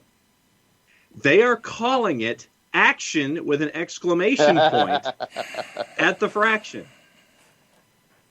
So I think that we need to petition our folks at the Teespring store to get that T-shirt out before everybody else does. They're using our stuff, Mike. Frickin' God! It's John. If anyone has a right to be upset, it's you. Well, I do give them credit. It is action exclamation point at the Fraction end of sentence. I don't know who got it all trending on Twitter and made it the number one trend in Atlanta back in February. I believe that was Mike Conti. No, it was all. Well, it wasn't just me. It was all of us. It was the three of us and the seven. Well, it was the two of us. Jason did not want to participate. I am having a very bad day. Some highbrow reason. It's all good, John. You're a class act. If my saying had been co-opted and used in marketing. I probably have a slick little subtweet for that today. You've handled that very classily as I would expect you to do. They put that exclamation point in there just to be a little different. Listen, while we're on this topic though, so they're gonna do movie night at the Fraction. Really cool idea. I love it. All right. The Braves are opening Truist Park for all their playoff games going forward now. They're going to show the game on the Jumbotron. Love it. They're going to have people on the field in socially distanced pods, so everyone is 6 feet apart. You have to stay in your pod. Okay. Love that idea. Not sure how I feel about them charging for admission, but I'll leave that off to the side. You get to bring in your own food? Revenue. No, you do not. You do not get to do that. But again, I'll leave that off to the side. Everyone's trying to make a buck right now because you lost a lot of money. Yeah, I can't hate on it because of that. Yeah, okay. It's up to people if they want to spend it. I mean, because you can watch it at home. Yeah, I don't know. If it were me, I'm going to get in trouble now. If it were me, I'd say free admission charge for concessions. Can't bring in outside. Yeah, that'd be fine too. That to me, because again, you could stand outside the ballpark for nothing and watch in a Jumbotron. So right, you've got to make it an experience to where you'd want to spend the money, and that's what I don't. And they are like, okay, if you're going to let people on the field, and if you're going to let people in a suite and stuff like that, they are. So I agree with you, Jason. But anyhow, so the Braves are doing it. KSU is doing it. I know Atlanta United had talked about doing it in the backyard, and then the backyard kind of became our parking area for home matches. But I still think there is an opportunity here, and maybe it is at KSU. I still think there is an opportunity. New England Revolution did it, and I think Philly did it. I'm not positive. They did something on the field. Philly did. Yeah, I would like to see an attempt, because it's like we talked about the other day. I think we all feel a little bit disconnected right now because we haven't been able to be together in a long time. I would love to see an attempt to do some kind of drive-in / socially distanced in a stadium watch party for everything. By the way, it's not just Atlanta United. It'd be for the Falcons too. It'd be for UGA. It'd be for Georgia Tech. And I don't know where to do it. I don't know who would open up their stadium to do it. But I think we're at the point right now where there is a desire for people to want to go out and at least be within 6 feet or in that 6 foot bubble with someone else. And if they did it for Atlanta United, I think it'd be very cool. I think it would be really warmly received. And I don't know if it's something they've looked into and they've determined they can't do it. But I do like the initiative of Kennesaw State to try to do something outside the box in their stadium and get people together in a safe way. All right, what are our broadcast plans for tomorrow? 7:00 kick, right? So we're on at 6:30 on radio.com and 92.9 The Game. 7:00 kick. We'll have a 1 hour full-time report afterwards, and hopefully we're talking about 3 point. If they lose tomorrow, it's going to be very, very, very – it'll be a very, very tough couple of days going into that Wednesday night game against Orlando. Yeah. So really want to see something positive tomorrow. As I said, they played well on Sunday, didn't get the result. I'm looking for them to play well and get the result tomorrow. All right. Well, I will see you at the Benz tomorrow, and we'll have the AT&T countdown to kickoff about an hour before kick on Atlanta United social media channels, where we'll get into the lineup. And look, I'm really waiting to see this lineup with the mystery around it. Yes, there is a lot of mystery. See you guys. Take care. Thanks, Mike. Good, Mike. All right. We will get into Doug Robertson joining us here in just a second. Turner with a good point, and this is one of the things that they're adding at the Truist. I had to remember the corporate name of the park. Mark Owens, who does the game day stuff for the Braves, he will be there. They're doing some like normal game kind of stuff, so got to make it worth the money. You have the battery for a reason, and people can go watch things in the battery, so you got to make it worth spending the money to come inside, and we'll see what they do. Everybody's trying to get creative to bring in some cash these days, and we'll see what they can pull off. I do know that parking issues around Mercedes-Benz have been a little bit of a concern with game day stuff. Like Mike said, I mean, we park on game days in the Home Depot backyard, so you couldn't do anything there. And I don't know all of the legalities and issues with the different lots around the stadium and what could be done and what can't be done. And I know it's been a challenge. I know it's been complicated. So that's gotten in the way a little bit, I think, of some of the earlier plans to do more. All right, let's get Doug Robertson on the line. Tommy did a good job the first time around. Let's see if Tommy can handle another guest. Tommy, can you hear me? Tommy is working. Let's see if Tommy can get the job done correctly, though. That's always the question. As we try to dial up Doug Robertson of the Atlanta Journal-Constitution. Tommy's trying.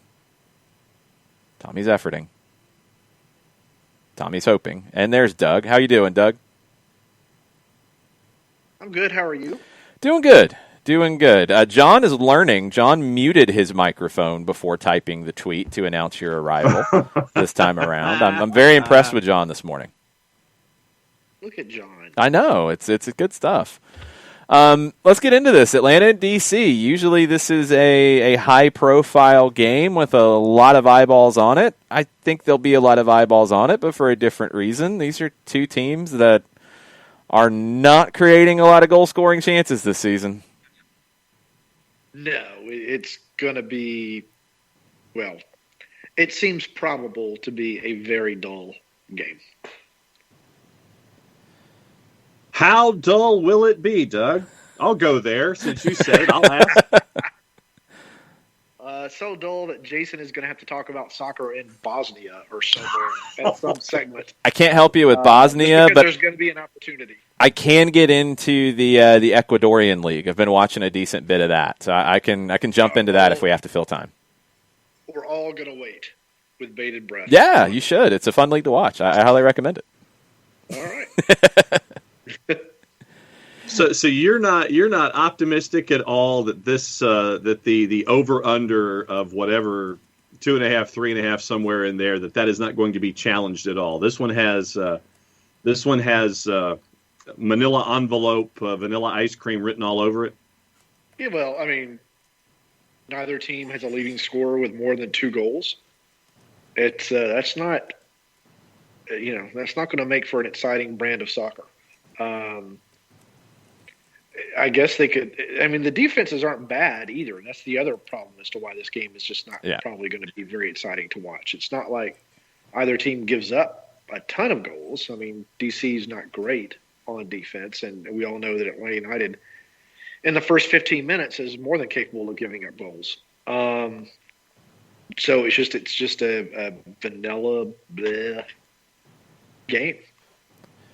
Taking a look back at Chicago, the early goal really affected Atlanta. Then the second goal, a little against the run of play, and you just could not beat Bobby Shuttleworth on the night. I think the negatives have been picked over and discussed quite a bit. Was there anything positive that you would take out of that? Any individual performances that you would hope to see carry forward? Adam John got himself into 2 good scoring positions. He did. And got 2 good balls to try to and just Bobby Shuttleworth's right hand was the difference. So that was 2 positives. Other than that, it's no, it's just it's the same thing every game or most games, and I don't know why they can't break the cycle. I don't know if it's starting to feed on itself a little bit, just the mental weight of we can't give up a goal, and you're focusing on what you can't do. It's hard to also focus on what you can do and what you should do. And I think that might be weighing a little bit on some of Atlanta United's players. Well, and at the same time, Doug, we continue to see George Bello do really well on the left side. There was the one tackle that comes to mind that Bello had when he had to backtrack, but we're continuing to see that from Bello all season long. Yeah, no, I think this week long between games has been really good for him. I think he was running on some tired legs the past 2 games, but to his credit was still going out there and doing the best he could. I'm looking forward to seeing him getting forward a little bit more than he has been able to do the past 2 games. Same for Brooks Lennon. another guy who's just run himself, as you know, whenever asked by DeBoer or Glass. Another good break for him. Those have been two of the brighter spots, I think, for the team this season. It's a very dim season so far, but there's still games left, and the team is still well within striking distance of the playoffs. It can get turned around if it can just kind of get out of its own way a little bit. So you reported on it yesterday after the media availability. Marcelino Moreno is preparing. He's in town and could be available as early as the Red Bulls match, correct? Yep, Stephen Glass said that's the target. The team, for whatever reason, known only to it, doesn't want to say when Moreno got into Atlanta. So he does have to go through a 10 to 14-day quarantine, I guess, unless he can prove that he's been quarantining before, which I assume is what Higuain did for Inter Miami.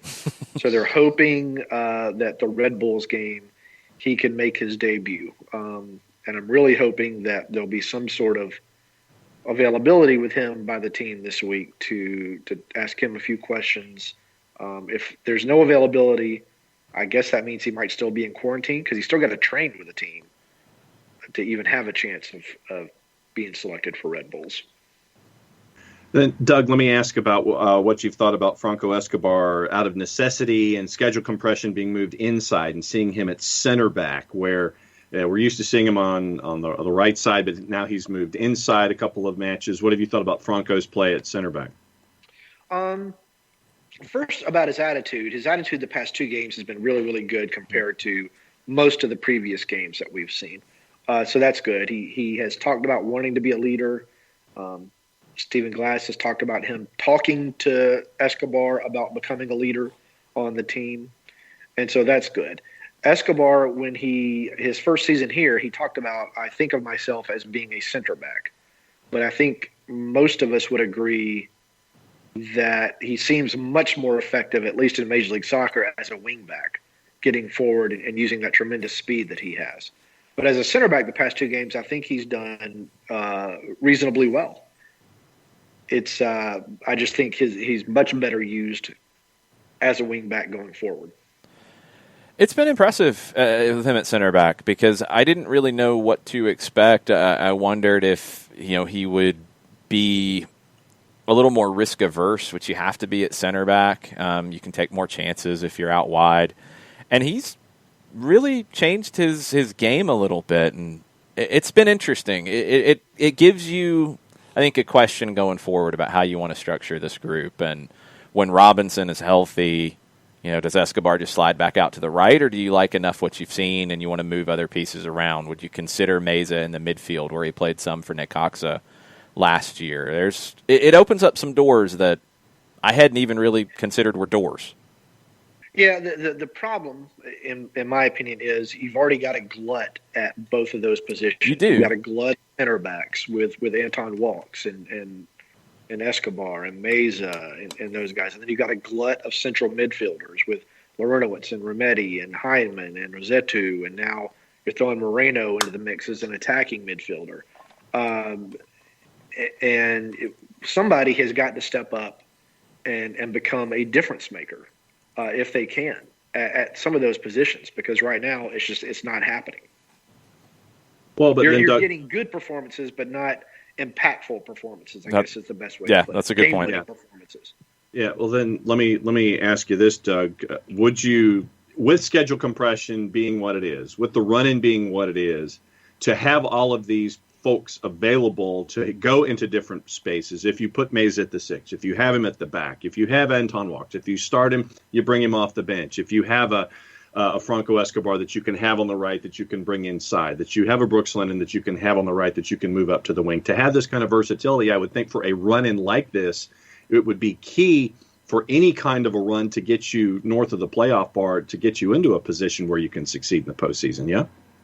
Yeah, this is going to sound counterintuitive, but right now I think it would be extremely important to kind of follow Frank DeBoer's principle of don't change out the starting lineup too much. They've got to build some chemistry. They've got to build some consistency because they've got to start getting 3 points. And while they do have some games remaining that you think or you could predict, yeah, they should get 3 points from this one. Most of them are going to be very, very tough to even get a point from. Speaking of thinking about Toronto and Columbus, Orlando, those games. And so they need to keep, I think, rolling out most of the same starting lineup to let these guys feel comfortable and to get in these roles, and so they'll know what to do and they don't have to think. They can just go with instinct, and that can make the difference in winning and losing. All right, we're going to go ahead and do the predictions because I've got to ask you about a couple of Liverpool things on the other side. Yes. Yeah. Let's get into predictions for Atlanta and DC. I'm very curious to see where all of these go. We'll get deeper into this tonight as well on the run-up at 7 o'clock with Kelly Francis joining us. John, why don't you kick us off? All right, I'm going to go 2-0. I just don't see DC United scoring any goals. I think Atlanta gets 2. I think that Adam John finally gets one of those finishes that we saw come close against Chicago. If it wasn't for Bobby Shuttleworth and his out-of-this-worldly goaltending, goalkeeping. I'm going to go 2-0. I think John gets one, and I think that Hasechu gets one. So it's 2-0 Atlanta United. Okay. Doug, what are you thinking? I think I already know where you're going to go. No, it's fine. I think it'll be a 0-0 draw. That's what I thought you were going to do. Yeah, that's fine. I just don't see either team scoring. Neither team completes a whole lot of passes in the final third. Neither team creates a lot of chances in the final third. So I think it's going to be a 0-0 draw, and my game story might be about 5 inches long. One thing, Atlanta completes passes in the final third. They just don't lead to chances, and that's the frustrating part about it. They don't complete – well, there needs to be a substrata of final third, because they do complete a lot of passes around the 30 to the 25-yard lines on the field. So inside the area? Not a lot deeper than that. It's really weird when you look at the numbers, and it's been one of the more baffling things as you dig a little bit into what's wrong, and just looking at the numbers, trying to take it out of the opinion side of it. And you start to look at this why are they not doing it?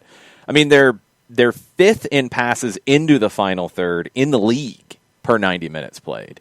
And they're creating chances at the 23rd highest in the league. That's the part that's just inexplicable. I'm with you on this being low scoring. I mean, look, and expected goals, which you can twist different ways, these are the last two teams in the league. This is 25 versus 26. Atlanta's created 2 more expected goals than DC this season, but that's the bottom 2. Shots, it's the 22nd versus 26th. Key passes, it's 23rd versus 26th. I mean, neither team's creating a whole lot, so I think it will be low scoring. I do think Atlanta will find a way to get a 1-0 win, and I'm going to go with Jake Mulroney as the goal scorer.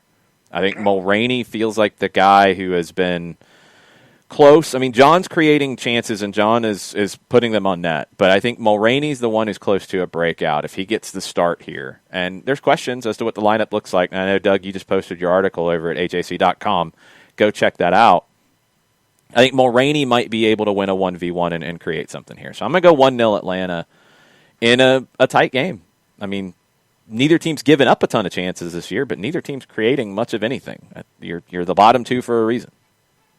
I do agree that Mulroney, of the guys who have been starting recently, could be that difference maker that I'm talking about, because he can beat guys off the dribble. He can make defenders make choices and get into spaces that pulls, it creates tears in the defense.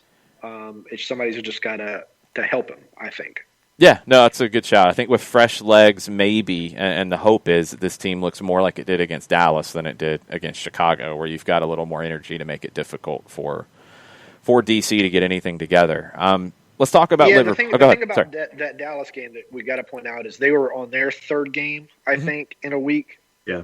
And we're also starting without any DPs that game. So which Atlanta was too. I think also, I know Atlanta didn't either, but it is a factor in the performances. Yeah, it is. It is. I mean, for sure. But being fresh, I think, will help Atlanta here, and they've got to take advantage. Look, that's just where it is. They have to.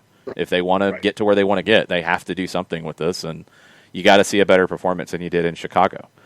Let's get into Liverpool for a second, because I wanted to ask you about the little tete-a-tete with Klopp and Roy Keane after the game, which Jurgen Klopp was a little, Roy Keane said it, defensive. I would agree. How do you feel about where Liverpool is right now? I'm fine with how Liverpool is right now. Are you going to smack Roy Keane? Is that what you're telling me? They got 3 points in a league game. They ran out a team that included quite a few youngsters, as did Arsenal. Yeah. And the tournament game, they should have won that game easy. But Arsenal's goalkeeper, Leno, was standing on his head for a long stretch during that game. And, congrats to Arsenal for the win. We have to always remember, as Georgia Tech Paul Johnson used to say sometimes, the other team is also trying to win. And so sometimes Liverpool is going to lose, and this is one of those times. And as for Roy Keane, who does he not pick a fight with? That's a good point. You have to take that with a grain of salt at this point. I didn't think he was trying to pick a fight with Klopp, actually, though. I was surprised that Klopp got so defensive in that situation. That was what surprised me. Roy Keane is constantly picking it at Liverpool and Manchester City for obvious reasons. And it just, after a while, it's like you're shouting at the wind, man. It's going to be fun to see those two. It's like me and Michael time. Bradley. After a while, it feels like I'm shouting at the wind. I'm going to leave that one alone, Doug. I'm going to leave that one alone. Cetera song. What do you have coming up over at the AJC between now and the end of the match? Between now and the end of the match, you'll probably have quite a few tweets. Most of the content, I can't think of anything else unless there's some news today, is up, including the predicted 11 you can find at Twitter at Doug Robertson AJC, as well as a preview of the story about exactly how bad Atlanta United has been in the first 15 minutes of games compared to the rest of its MLS brethren this season. And then all the stuff from yesterday, which included Moreno, the nebulous injury news from Stephen Glass about which players are and aren't going to be available. And then Stephen Glass kind of reminding the players, hey, you're playing for your futures with the club right now. That's all can be found on AJC.com and on my Twitter feed at Doug Robertson AJC. Make sure you're following him on Twitter. Make sure you're following Atlanta United News Now on Facebook. And make sure you are finding, if it means cutting back on that cup of coffee each month, and find at least a digital subscription to the AJC and AJC.com so Doug can keep doing what Doug does. We need Doug to keep being Doug. And let me, well, thank you. And I need to say something on your show before I say it on my show.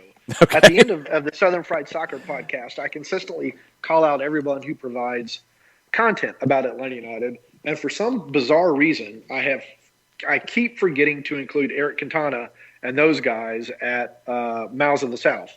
And I don't know why. I keep having a brain fart about that. But I wanted to apologize to them and remind folks that in addition to y'all's content and my content and Dirty South and Siempre United, there is Mouths of the South. And please subscribe and listen to them. Yeah, there's lots of different folks out there talking. And wherever you can subscribe and rate and review and keep things moving, it allows all of us to keep doing what we're doing. And like I said, if you can find a digital subscription for the AJC, it's not very expensive. No, and you get all the Braves coverage and everything going on right now, and the Falcons imploding, Georgia, and, were they rated top 5, I think, still? Georgia Tech, which people are high on, Georgia State, which is going to have a good season, I think. All that content is in the paper. Lots of stuff. So AJC.com, pick up your subscription there, and make sure you're following Doug on all his platforms. And, Doug, I'll be talking to you for Southern Fried Soccer tomorrow after the match. All right, guys. We'll talk to y'all later. Thank you. Be good. Appreciate it. Bye-bye. All right. We've got a little over 10 minutes to go. There might be a slight bit of stoppage time today. Little bits of housekeeping stuff. Marcelino Moreno scarves will start going out today, $25 a piece. That includes your delivery / shipping / however it ends up on your stoop. We have people helping us with this, and thank you for that. No, nobody's throwing it out a window. Don't even start that vicious rumor. You'll get your scarves very soon. They are sitting actually right next to me, and they will start to be delivered out today. $25 to get yours. Send us a message if you don't know where to send that via PayPal. And we want to make this donation as large as possible to Atletico Palmira, the Escuela de Football, Marcelino Moreno, for 4 to 8-year-olds in Marcelino's hometown at his first major club. We want to help welcome him to Atlanta in the right way. So that's still available. If you have not subscribed to Fanatis or taken advantage of their free trial for La Liga this weekend, for Ligue 1 this weekend, for Turkish Super League this weekend, for the Portuguese League this weekend, if you want to watch Reggie Cannon and Albert Ellis with Boa Vista, you can watch that on Goal TV, which is on Fanatis. You've got the Ecuadorian League. You've got the Colombian League this weekend. You've got TIC for all your regular news. You've even got telenovelas on Colombian TV.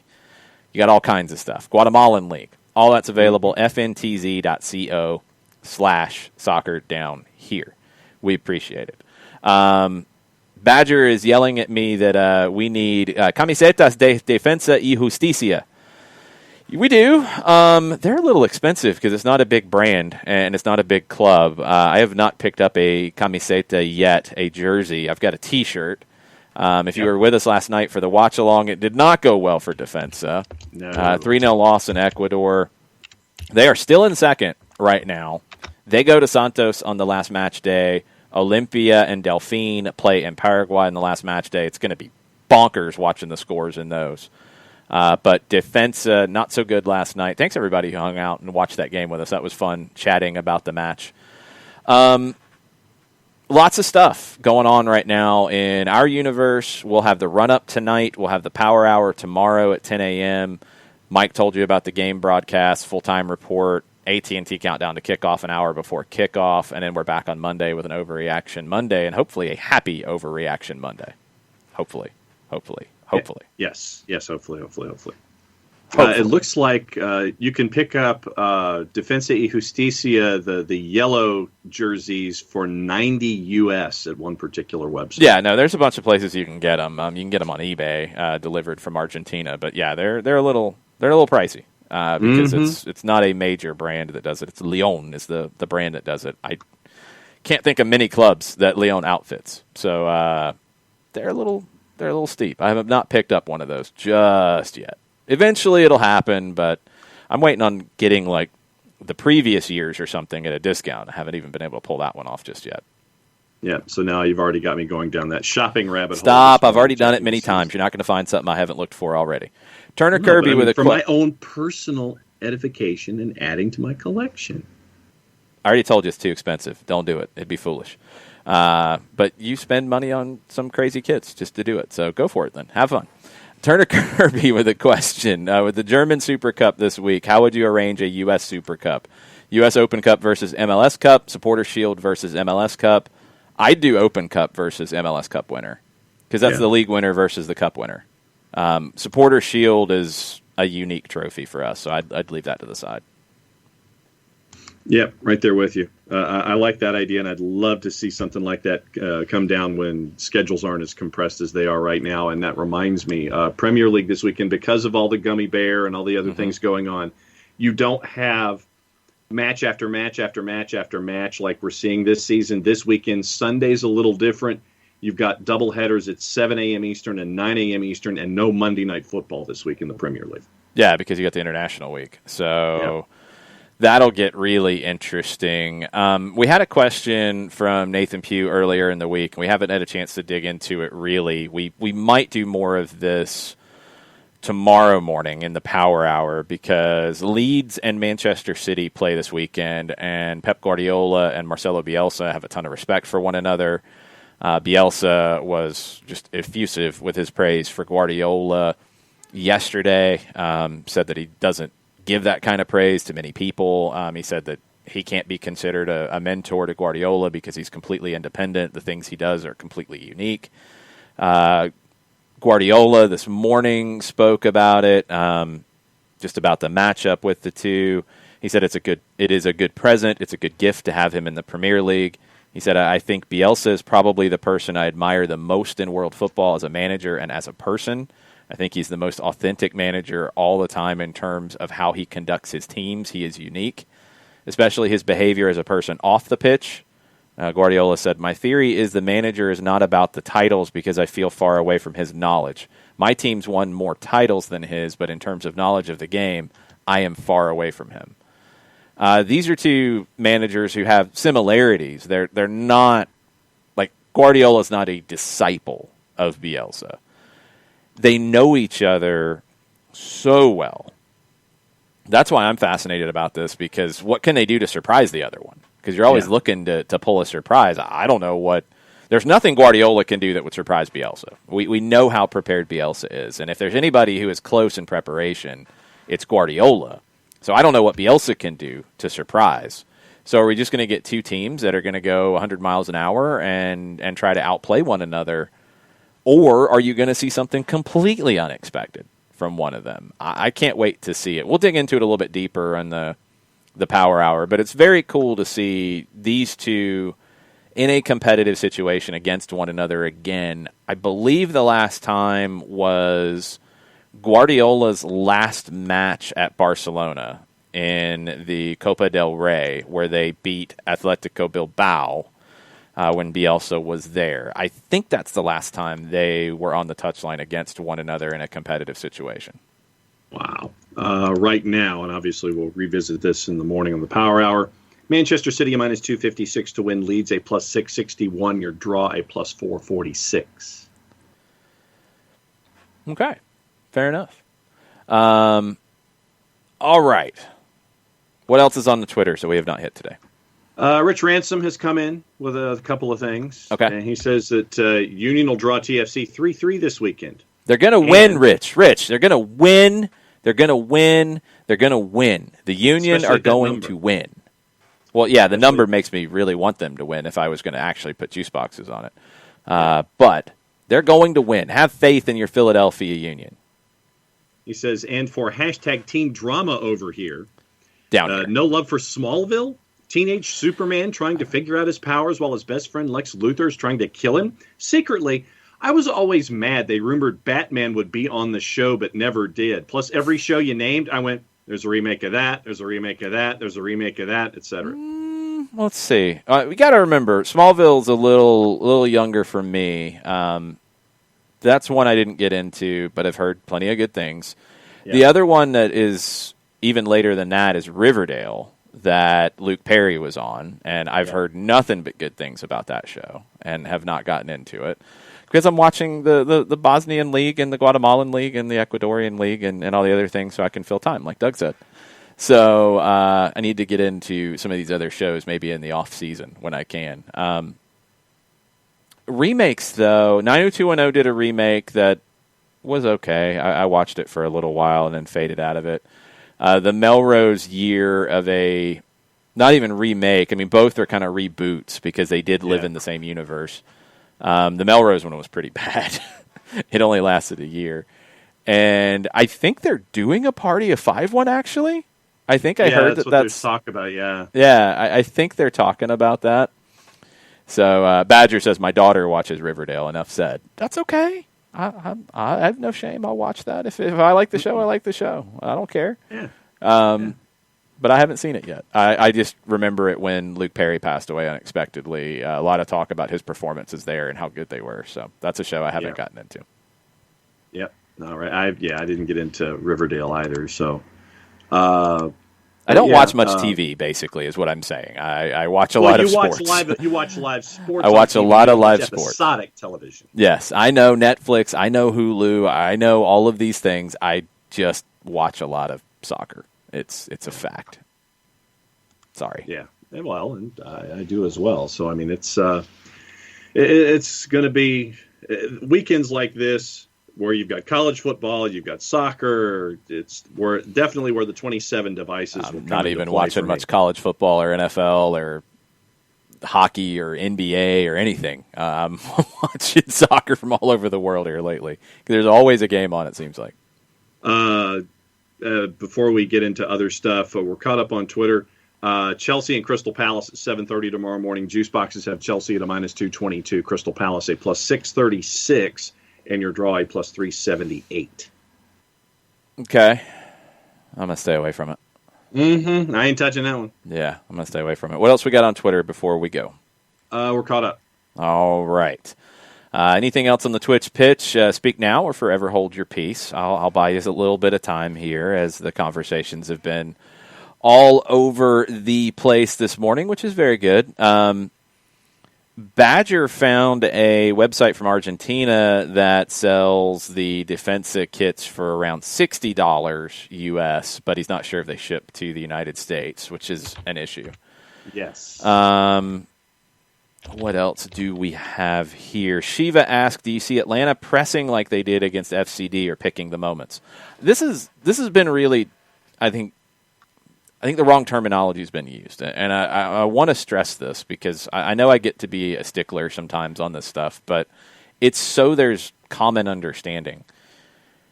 Pressing and counter-pressing are different. Atlanta was counter-pressing against Dallas. Some people just lump it all under the pressing term, but there is a difference to me. And I saw this used, and this is not the case. Atlanta did not press like the New York Red Bulls against Dallas. That did not happen. The New York Red Bulls don't want possession. They play long to give away possession to activate the press. They try to create chances strictly from pressing. That's the Red Bull style. Atlanta was not that. Atlanta wanted to build up play. Atlanta played through Dallas's pressure up high. Atlanta wanted to build out of the back. They did go over the top at times, and they've done that more here lately because they've had some players up top that can take advantage. But they're trying to play with the ball. The difference, and I think it's something Atlanta has to do if you're going to be a possession team, is when you lose it, you have to immediately try to win it back. When they did that against Dallas, it was very effective. When they've done that at times in the last 2 years, it's been effective. That was always the missing element from Frank de Boer's teams for me. They never did that consistently enough. They have to do that more. Because if you're just a possession team and you're not effective in when you lose possession and you transition, the possession is meaningless. It's even more than the possession not leading to chances. It's meaningless because you're not taking the full advantage of it. Because part of the possession is having numbers forward to where when you lose possession, you can immediately try to win it back. You can defend up high because your numbers are there. The other team can't get going. If you don't do that and you just drop, or you even just halfway it, which is what we've seen too many times, where the other team starts to break and you don't commit the foul, you don't drop effectively, you don't press effectively, you're going to get shredded. You can't be that team. They've got to be, and I think they will always stick to being a possession-oriented team, but you've got to have that counter-pressing element. You've got to know how to transition to defense effectively. Counter-pressing is a component of it. Knowing when to drop is a component of it. Knowing when to foul and break up the play is a component of it. They've struggled in those moments this season. And honestly, they've struggled in it since Tata Martino left. That's the biggest difference in the team. It's not the possession side. That's a fallacy to me because Tata's possession numbers were very high in 2018. It's the transition from offense to defense moments. That's where Tata excelled, coming from the Bielsa school of things. That makes sense. That's something that he preaches. That's where it hasn't been consistently strong enough. And I don't know if it's just Frank de Boer didn't get the defensive structure the way he wanted to get the team to press more when they lost the ball, to counter press. I don't know if the players didn't feel comfortable enough in their positions to do it. I don't know if they didn't focus enough on those moments. I don't know where it fell apart, but that's the biggest issue. You got to have the energy to do it. That's a huge thing. It does drain you. But if you're going to be a possession team, you have to have that component or you're just not taking full advantage. So that's something they've absolutely got to have. Got to have. Yeah, I think that, can I add another couple of more gatas in there? Sure. Got to have, underlined, exclamated, italicized, boldface print, larger than 12 font size. Sure, you can go for that. A couple things on the Twitch pitch before we go. Joseph was on the La Liga conference call with Yangel Herrera, his fellow Venezuelan national team member who is playing in La Liga now, and Vero Boquet. one of the great women's players of all time, was hosting it. Very cool little thing. He talked about his love for Atlanta and for the fans in Atlanta. Go check that out on the La Liga, I think the La Liga USA Twitter account. Might be just on the La Liga one, but pretty easy to find. Good interview. Go check that out for sure. A lot of talk about the Ted Lasso show on Apple TV. I don't have Apple TV, so I cannot help with this. I'm trying to manage my streaming services like so many people are. I need to check that one out because I've heard nothing but good things about it. Colonel is letting everybody know that there is a sweet deal on Swansea's third kit, the Navy and Raspberry kit. Yeah, that's pretty strong. £46 for that one, which would be, what, $70? $70, yeah. Not too bad. Not too bad. Not bad. Colonel's having a good time right now. You got a sweet third kit for Swansea. You got Dundalk in the Europa League. It's a good time for the Colonel. Third in the table, they play Millwall, who is eighth. You can get comments from the gaffer, Steve Cooper, on Normandy Road, which is on the network. That's on the network. We will hopefully have a Diavolo in the details from Nick on Milan here shortly. He's got a lot to talk about after 24 rounds of penalties. Jarrett is threatening to unleash another Celtic pod for you guys. I will break down defense and what happened and what needs to happen next for them later today. That'll go up late in the afternoon. The Spirit of the Hawk. Little 5 to 10 minute updates on these teams. Something we wanted to do for fun for us, but hopefully some teams that we like and we like telling the stories about will be something that connects with you guys. So Badger has shared deportes.mercadolibre.com.ar as a potential source for Argentine kits, and I will be checking them out. Okay. Before we go, Jonathan Tannenwald, in his inbox, with the Yankees out of New York for the rest of the year, NYCFC is returning to Yankee Stadium for its last 4 regular season home games and the playoffs. Yep, NYC has made that announcement. I guess it's cheaper than renting Red Bull Arena. If it's not, that doesn't really make any sense. But you don't have the transition back and forth, so that will help you a little bit in terms of cost, that's for sure. What happens when you go to the 12th round? Do you go back to the top of the order after your 11 that are on the pitch? Then what happens when you get 12 and beyond? Well, what would you think would happen? Well, I don't know. Do you go back to the top of the order of the 11 that are participating, or do you go to the bench and say, hey... No, you can't go to the bench. Those players aren't in the team. Okay, so it's top of the order? Yeah. Go back to the top of the order and reset? Okay. Yeah, I mean, this isn't the first time it's happened. No, but I mean, it's like, in hockey, in the Olympics, you can keep sending the same guy up and over and over and over again. No, that's stupid. That's a dumb thing. Come on, hockey. That's dumb. Hey, you got the U.S. the win against Russia. It's when still they kept dumb. T.J. Oshie up there. Well, let me explain something to you 3 cartoon characters. It's dumb. Woo! I don't like it at all. All right. I think that's going to do it. We'll be back for the run-up. John will be doing high school football this evening on Georgia Public Broadcasting. Make sure you check him out. Run-up will start at 7 o'clock. I'll be hanging out with Kelly Francis, getting you set for Atlanta and D.C. You got deep dive questions. You got tactical questions. You got matchup questions. We will get into that. You can tweet them at us at Soccer Down Here the rest of the day. Be on the lookout for your Marcelino Moreno scarves later today. For those of you outside the metro area, they'll be coming later, and nobody's throwing them out a window. Jeez. Wee. We'll be back for the Power Hour tomorrow morning. Yeah, we'll be back, I guess. Probably. More than likely.